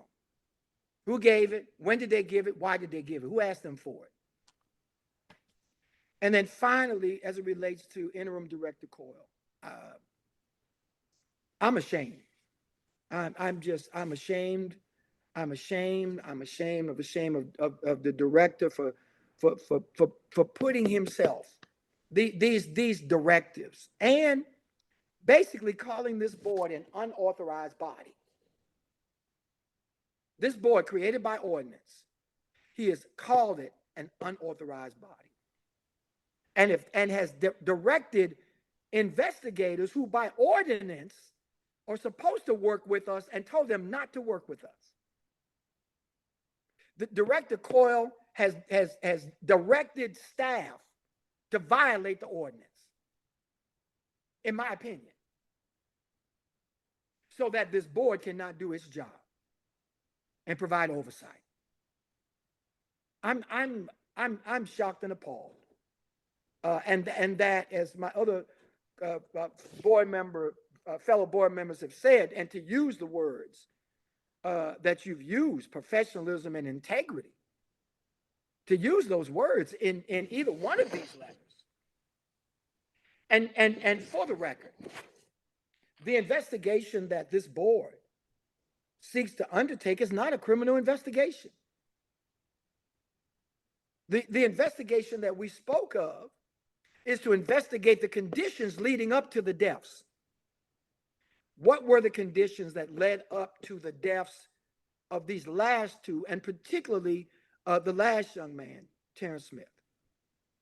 That's the investigation of the conditions that led up to this person's death. And we are within our rights to investigate the conditions of the jail. But so there was never any fear by the board that we would be committing any potential violation of investigating another alleged violation. And so again, these two letters are another example of the interim director of public safety using his authority and words to try to obstruct, deter the work of the oversight board. And with that, if there are no more comments, those are my comments regarding the three letters. Again, I'm glad at least I'm glad that the mayor has lent her voice to this conversation. If there's no more discussion on the communication from, and we will be working with Ms. Barton, there will be a communication to all of the board members to determine when you'll be available so that we can get the training done as quickly as possible. But again, I would like a firm answer as relates to the 16-hour training. If board members opt out of going into the jail, if they opt out of going into the jail, is that 16 hours excused? Because Congresswoman Cori Bush went into the jail the other day and she hasn't received any training. So obviously this training that that anybody that they want to have access to the jail can have it without any training, but those that they do not want to have access, they have to have training. But anyway, that's just my opinion. On that note, really quickly, Yes. can somebody point to me where in the ordinance that it says that we are required to have these trainings in order to receive the information? Like, I know it's been interpreted that way, but where is it directly? That's a serious question.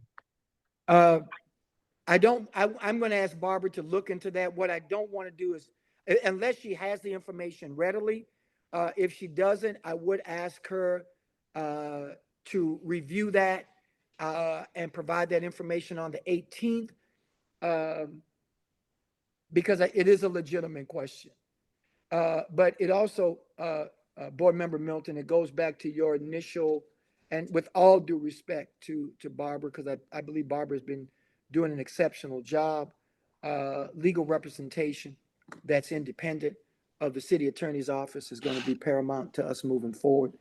So can we, if she does not have an answer readily available now, Board Member Milton, are you okay with her bringing back that answer at our next board meeting? Yes. Okay. So Barbara, we're going to ask you to please look into that and provide for us your findings on that. I don't anticipate us having to be in closed session for long.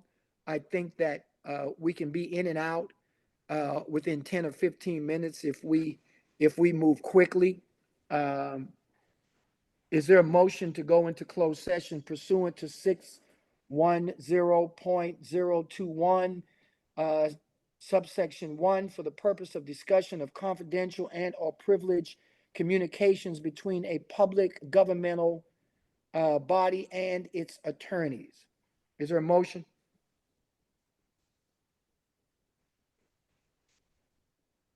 I motion. It's been moved by Thomas Lawson. Is there a seconder? Second. It is second by James. I want to always make sure I pronounce your name right. Dom. Okay. All right. Been probably moved to second. We need a voice, picture vote for this. Go down the list. Vice Chair Mensa. Opposed. Okay. Hold on. Mike, Board Member Mike Milton. Opposed. Board Member James Darm. Opposed. Board Member Hillary Stuckey.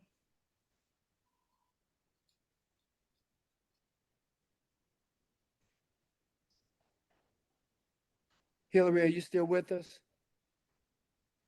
Board Member Thomas Lawson. Abstain. Okay. I'm sorry, Hillary. I missed it. I went into a breakout room, so I didn't even hear it. I Oh, that's apologize. okay. That's all right. The motion was made to go into closed session pursuant to 610.021, section 1, for the purpose of discussion of confidential or privileged communication between a public governmental body and its attorney. We have 3 in opposition, 1 abstain. And that's to go in a breakout room about it? Yes, ma'am. I'm not opposed to it. Okay. We have, well, the motion is not going to carry because we are going to have 3 against and 2 for and 1 abstain. And so we won't be able to break it, which means we won't be able to have the discussion because it does, there is confidential and privileged information. So we're not going to be able to have the discussion. What is confidential and privileged? Well, if I stated what it was in public, then it wouldn't be confidential anymore. What is the reason for going into closed session is the better question that I have. Okay.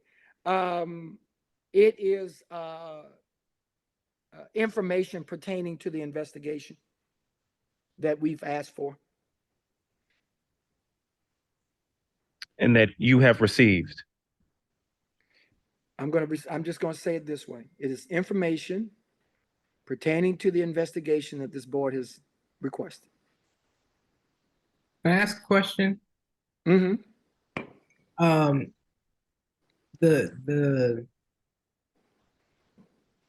So I would be interested in having a closed session with board members to discuss confidential information that's confidential to the board. I'm not interested in going into a closed meeting to receive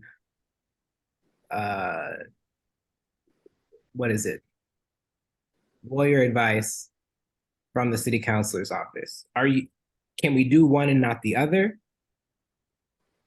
Barbara, I will ask you, can we do one without the other? Well, anybody, not you, I'm just saying like a general, you can close for reasons pursuant to 610.021 of the state statute, those 25 reasons that are listed. So, one, you've read about legal actions or confidential and privileged communications with attorneys. So, I mean, that wouldn't be applicable to confidential board.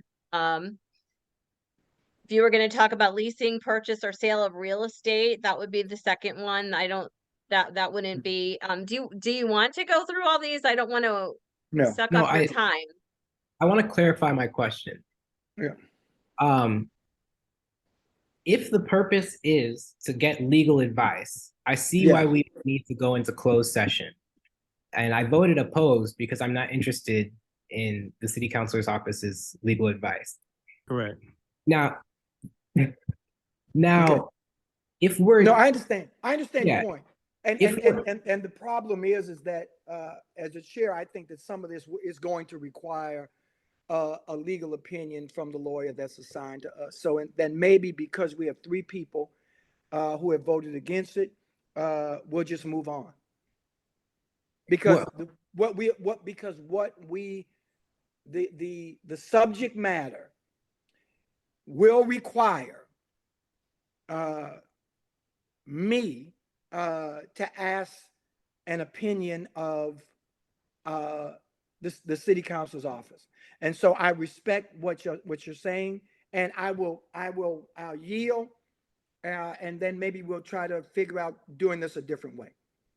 with that in mind, since it sounds like you have information that I don't know, but I would like to know, I would be interested in voting in favor to go into closed session to receive that information. And you can ask for your legal advice, and I will just listen. Listen, board members, I'm in the same position that all of you are in. I support this board 100%. I join with you in our frustrations and everything else. I do understand, and I stated it, that as far as the mayor's letter, that this administration, to include the mayor's office, the city council's office, with no personal reflection on Barbara. We're talking about the city council's office as a whole. And no personal reflection on the person that's been assigned to us, as well as the Department of Public Safety. And so with that in mind, I will, what's the word I'm looking for? I'm going to take item 6 off of the agenda until such time we can have a discussion that would not include the city attorney. And we can do that. We just have to be, I have to be creative. Give me an opportunity to be creative. So I'm going to withdraw that item. I'm going to withdraw item 6 off the agenda. Is there any new business? Yes. Okay. I have two things. One is about our terms, and the other is a suggested reply to the mayor. So I guess I'll start with the suggested reply to the mayor. Can we do the term? Which one is shorter?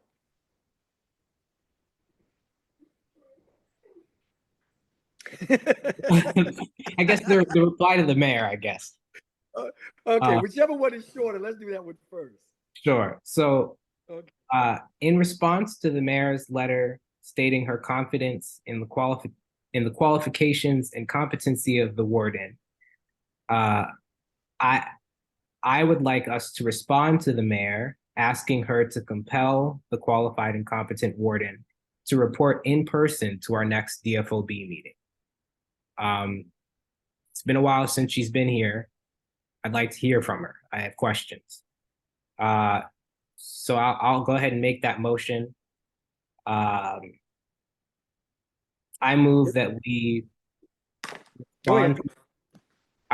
respond to the mayor requesting that she compel the warden to report in person to a DFOB meeting within the next 30 days. Okay. Is there a seconder? Second. Second. It's been moved by Vice Chair Mensa, seconded by James Darm, that we respond to the mayor's communication by asking her to compel the Commissioner of Corrections, Commissioner Jennifer Clemens Abdullah, right, to appear before the Detention Facility Oversight Board to give an update on her work pursuant to the mayor's letter and to make herself available for questions from the board. It was an in-person appearance. In person. Okay. All right. You heard the motion. You ready for the question? We need video cameras on. I don't know if we don't need video cameras. Do we need video for this one, Barbara? Or can we do voice I vote? suggest that anytime you vote that you would appear. Okay. All right. So, all in favor of the motion?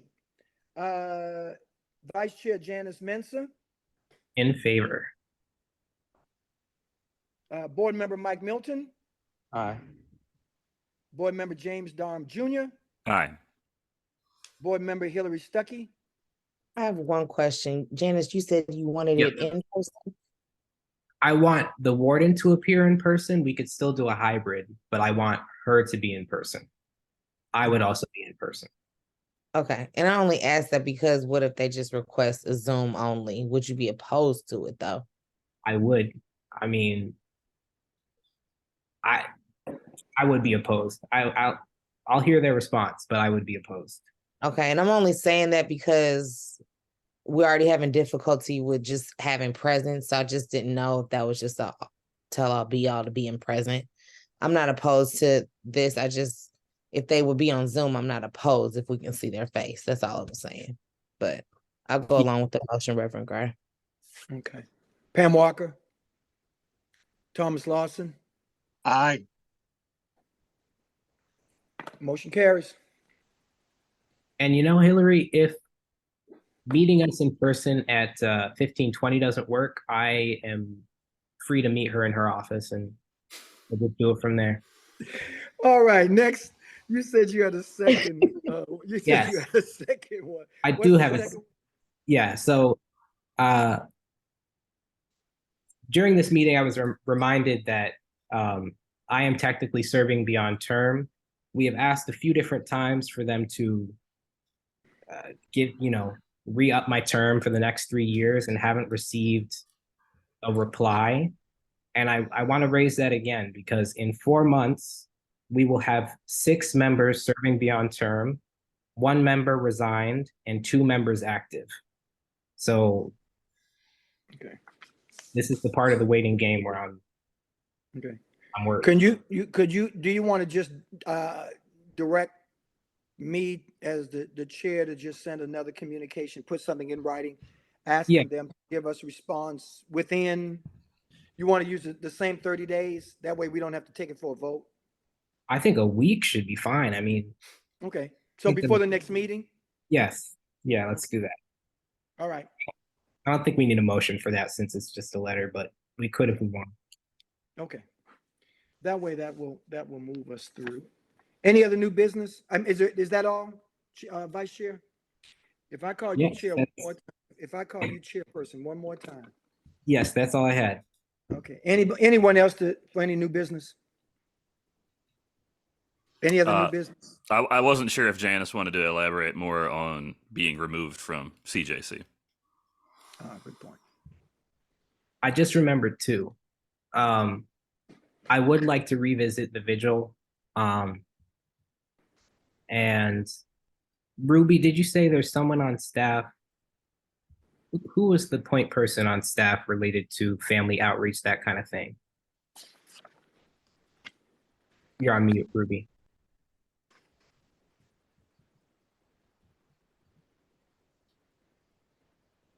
Kawana Thomas is our client coordinator. And I did talk to her about it, and she indicated that she's more than willing to help. I advise though that we wait to see what your needs are, and then we can assign, the people who's available to help with that. So I wouldn't want to just put it all on Kawana. Once you identify your staff needs, then we can kind of see who might be the best person or people to Sure. assist. And do you have like an idea of when the kind of staff rush around producing those reports might be over? Just so I My- know like capacity. Well, it is my hope that the chairperson would permit us to combine the two reports. I think I mentioned that earlier in the commissioner's report, because our annual report would have been due prior to the last fiscal year, which ended June 30th. Mhm. And our quarterly report would be due at the end of September or prior to. There are a number of processes outlined in the ordinance that needs to happen before final approval and forwarding to the mayor and the board of aldermen. And we are past both deadlines.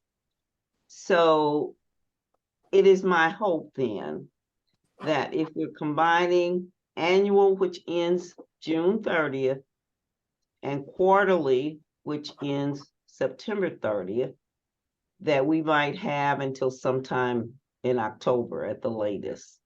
So that would be my hope. But if you want to just kind of communicate offline, Vice Chair Mensa, Mhm. what you're looking at in terms of dates and timeframes, then perhaps we can negotiate. Yeah, I think I'm gonna, try to do as much on the like community organizing end, and then reach out when we need additional help. So Okay. I'll let you know, no Okay. need to, I'll follow up. Thank you for that. And thank you for the consideration of our time. Appreciate it. Anything else to come up under new business? No, other than what would you call it? The incident. Oh, yeah. Well, any update that you want to share with us? Anything that you think we can do as a board? That's basically, I think that for the purpose of the meeting, if there's something, Vice Chairperson, that you think that we can do, ought to be doing as a board, as it relates to what happened to you, which all of us individually and collectively believe was an atrocity. Is there anything that we can do? I guess that's kind of what I'm asking. Yeah, I'm gonna summarize real quick on the off chance that a member of the public has come to this and not read one of the many stories about everything that's happening with the jail. Okay, so Thursday evening, the evening of the day of the night of death, I went down to the facility to ask if they could confirm the death. And there's a bunch of things that happened in between, when I was waiting there for several hours, which is typical of my other visits.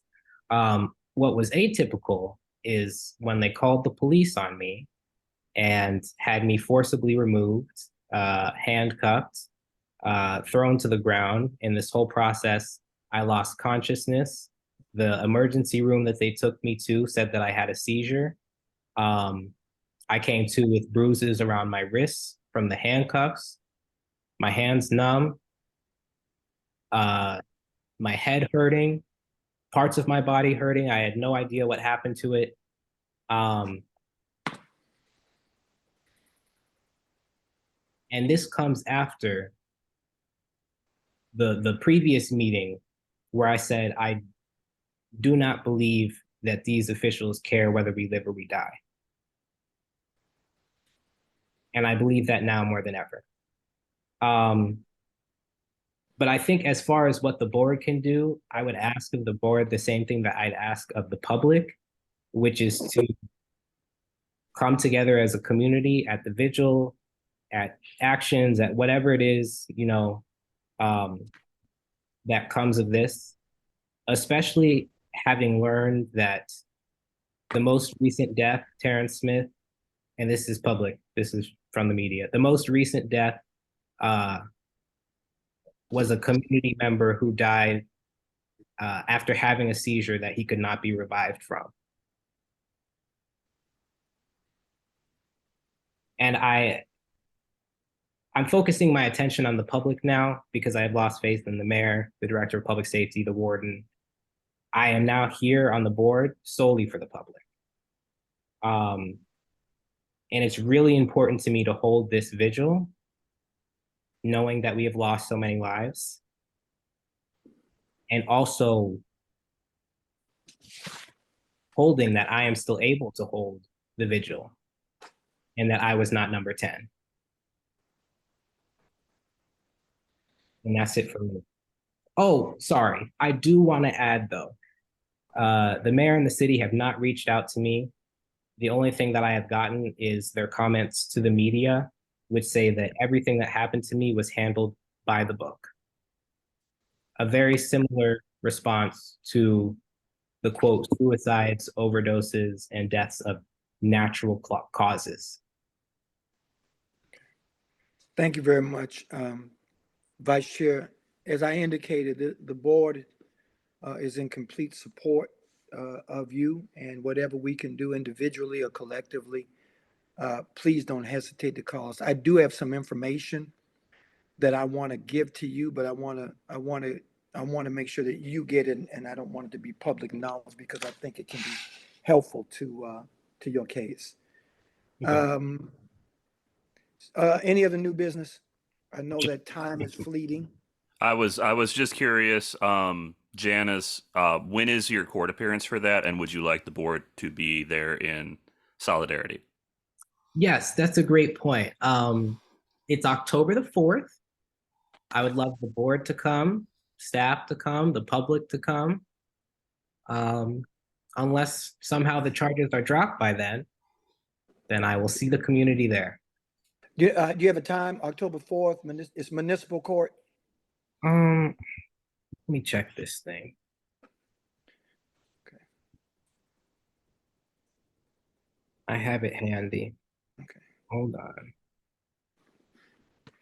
And then we're going to go directly to public comment only because of the time that we've been meeting. We try to give ourselves in this meeting as much time as we need. Yes, ma'am. May I just ask the board, or at least put the board on notice of my ask, and that is, in preparation for the annual report, we would like to feature our board members, and so I'm asking for a brief bio and a headshot. That's all. Okay. A brief bio and headshots. Okay. Yes. For publication in the annual report. Okay. Great. Thank you so much. Chair, I have. Vice Chair, did you get it? Okay. Yeah, it says October 4th at 9 o'clock. Summoned to appear before division number. I can't imagine what that says. 12 maybe, of the city court, 1520 Market Street. Yep. Been there. Hey, Janice? Yes. Janice, maybe you could send us an email with that information. Yes, I will. All right. Before we go to public comment, I just want one more thing, and it just as I think about the letter, September 11th, directive for DOB staff and investigators. Just real quick, 1, 2, 3, 4, fourth paragraph. Investigators and staff must maintain strict confidentiality throughout the investigative process. Information pertaining to ongoing investigations should not be shared with unauthorized individuals Investigators and staff shall not share their findings with detention facility oversight board members till the board has completed their orientation training. I just want to just make note for the record. It would have been a good faith effort if the director of public safety, the interim director, had at least communicated to the chair of the DFOB his intention to come up with this directive that without a doubt continues to be viewed as obstructionist. It would have been good if Director Coyle could have picked up the phone and said, Chairperson Gray, this is what I have in mind. This is what I plan on doing, rather than giving a directive that is blatantly obstructive and provided absolutely no consideration. The ordinance talks about consultation. It talks about collaborative effort. It says that we have to collaborate as a board with Department of Public Safety, City Attorney's Office, Director of Personnel's Office, the Mayor's Office, and Commissioner of Corrections. So the ordinance is clear that we have an obligation before we do major stuff to collaborate, to have some type of consultation, communication. The mayor started out her letter saying that it is unfortunate that they did not communicate. That's what the mayor's letter states. And I agree with her. And I appreciate the fact that she said that she agrees that we could have communicated the circumstances in a more complete and timely manner. Director Coyle, that applies to you too. That to get this letter 30 minutes before the meeting, with no consultation, no communication with us at all, just giving us a directive 30 minutes before a meeting,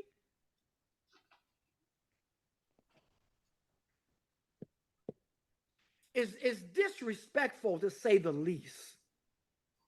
Disrespectful of this board, to say the very least. And the next, investigators and staff must exercise discretion and refrain from impeding any ongoing criminal investigations or matters involved. Again,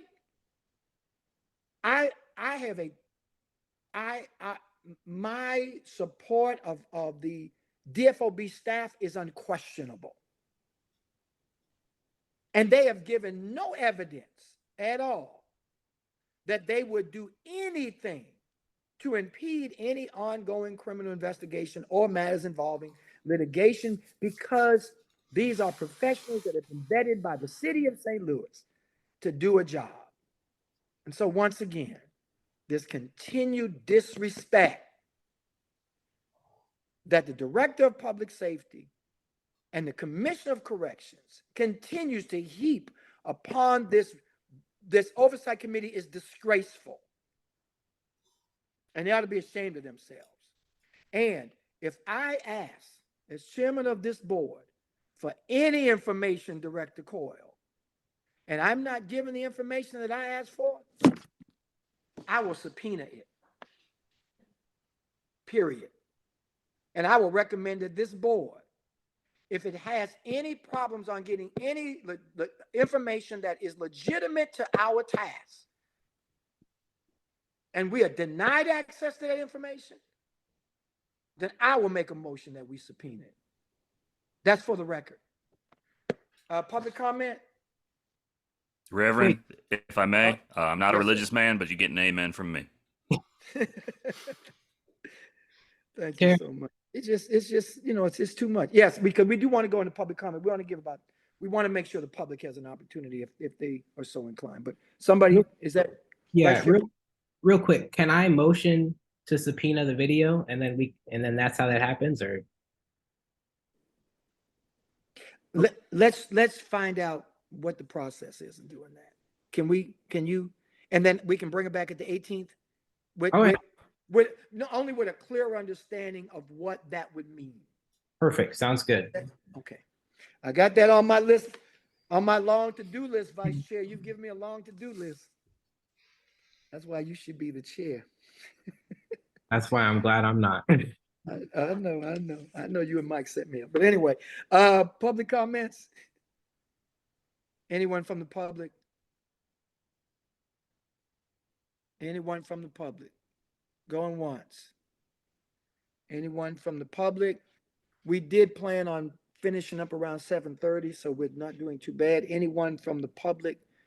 Before we adjourn, just to recap, September 18th is our next meeting, with the exception of two pieces of business that have come up tonight, and that should be quick. We want to designate that time for training. We will be speaking to Ms. Barton, who's been doing an exceptional job. Get with the board members on the remaining training, the 11 training modules. We do want an answer regarding the 16-hour training. If board members decide to opt out of going into the correctional center, can they opt out of that 16-hour training? We do want to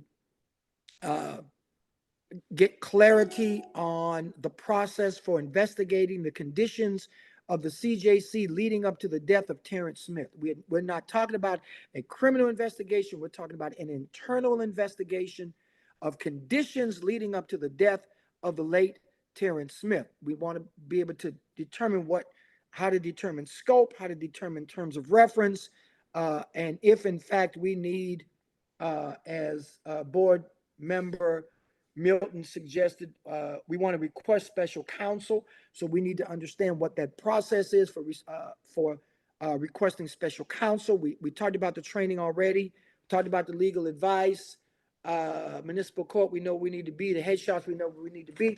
I think everything else, the letter, the response to the mayor, asking her to support us to request that the Commission of Corrections present herself in person to the DFOB within the next 30 days. I think that I summarized everything that y'all have told us we need to do. I know that the staff is trying to pull together some things. Staff, we don't want to put you on in any compromising positions, but we are going to be sending a letter back to the Director of Public Safety saying that we totally disagree with his letter dated September the 11th, that the board is in total disagreement with his directives to the staff, and that we believe that these directives go against the spirit of the ordinance and the ordinance itself. And we also take exception and affront at the fact that there was no consultation with the DFOB board and or its chair before the Director of Public Safety made these very egregious directives of the board. I think that's the other thing. That's the other letter that we are going to respond to the letter from. If no board members have any objection, we want to make sure that we're on record with Interim Director Coyle as it relates to what we believe is an overstep of his authority. One final observation, if I may. Yes, man, always. You can get 4 or 5. If we're going to, if the board is going to focus almost exclusively on this next training for the 18th, I would like to advise the board that the staff has already had the training that is being proposed, because Nicole did expedite that so that we could complete the training and begin. So if there's no objection from you, Mr. Chair, I'd like to excuse the staff from that September 18th meeting, except for those of us who you might deem it essential. I agree. And you and I will talk about that, because I do know that there are going to be a couple of items on the agenda prior to the training that may require uh, essential staff. I mean, I it might plan be to be more. there. I'll be there. I'll sit through the training. Which leads me to the, but which leads me, though, interim commissioner, that if the training that we're talking about was condensed and expedited for the staff in order for them to do their job, why can't that same training be expedited for the board to do theirs? That's a Well, question now, not I'm just for not the city. saying the training we received is going to be any different than that the board receives. And I have no idea, since I'm not a part of that planning, that may be a question directed to Director Barton. So I'm It is. not prepared to say it was No, no. condensed, And it but it wasn't directed was towards. expedited. When I say expedited, I meant we were told, I mean, we were advised to prepare for it on very short notice, and Understood. we did. And you're right, and I agree. I think that what we want to make sure that if there are some phases of it that were condensed and or expedited to allow the staff to do their jobs, and I'm glad it was, then there may be, and I'll have that conversation with Ms. Barton, that there may be an opportunity to do the same thing for the board. And so we just want to look at all possibilities. And that was more or less for public record than it was for you, Commissioner Brown. You've been doing an excellent job. And of course, you know, I don't want any trouble out of you anyway. You already know that. You already know that. I don't want no trouble. I would ask the one thing before we close out. The report into the 2021 riots that the Riverfront Times publication did, which I thought was an excellent article. I understand it's a 57-page report that was commissioned by the Circuit Attorney's Office to look into the causes of the riot. Is that a document that that you have in your office? Does your office have that particular report? If we have it, I have not seen it. That predates my hire, but I'll be happy to inquire and see if we do have it. But I read that article and I agree. We do not have that report. Okay. If interim commissioner, if you can inquire as to how we can get access to that, I think that would be helpful, particularly as we move forward with the pending investigation into the conditions of the CJC leading up to the death of the late Terrence Smith. I think that that report might be helpful as we begin to put together the parameters of what that investigation could and should look like. So what I if would you think Barb might be a better person to see if we can't get access, because Barbara, do you I understand the Circuit Attorney's Office was involved in some way involved with it. Barbara, is that something that your office, sometimes I don't know what to ask for. So so when I throw stuff out there, please, it's I don't mean any harm. Barbara, is that report something that we could access through the city attorney's office? You know, a sunshine law request can be made. I'm not familiar with the report. I don't know if there's any reason that they find it to be closed. I can't speak to it because I simply don't know, but you know, the request can be made to the circuit Okay. attorney's office. Okay. And that request should be made by us. Okay. And I can put do that. I can do Okay. that. All right. Thank you, Ruby. I appreciate it. Or Ruby, you might be able to call the Riverfront Times. Seems as though the media can get information a lot quicker than a lot of us government organizations can. I'm prepared to follow City of St. Louis protocol, Reverend Gray. Thank you so much. Thank you so much. I appreciate it. And I know that you're always going to do everything proper and in order. As best I can. That doesn't preclude I mean, I'm just saying, if a video that we can't get can end up on Channel 5, I'm just saying, as I get ready to close this meeting, if a video that we have asked to get, we can't get, but it ends up on Channel 5, that just speaks to the professionalism and ethics and integrity of whoever. So anyway, That's just my closing comment. Is there a motion to adjourn? Move to adjourn. It's been probably moved by James Dorm. Is there a seconder? Second it. It's been probably moved by James, seconded by Tom. All in favor, say aye. Aye. Aye. Contrary minded, nay. Motion carries. Thank y'all all very much for a great meeting. I love y'all guys. Y'all are, don't leave. Don't leave. Board members do not quit. That's what they want. Do not quit. That's after the meeting. That's my commentary for after the meeting. That's what they want us to do. Quit. Don't quit. You guys, everybody be safe, okay? Thank you, Reverend. All right. Thank you. you. Aye.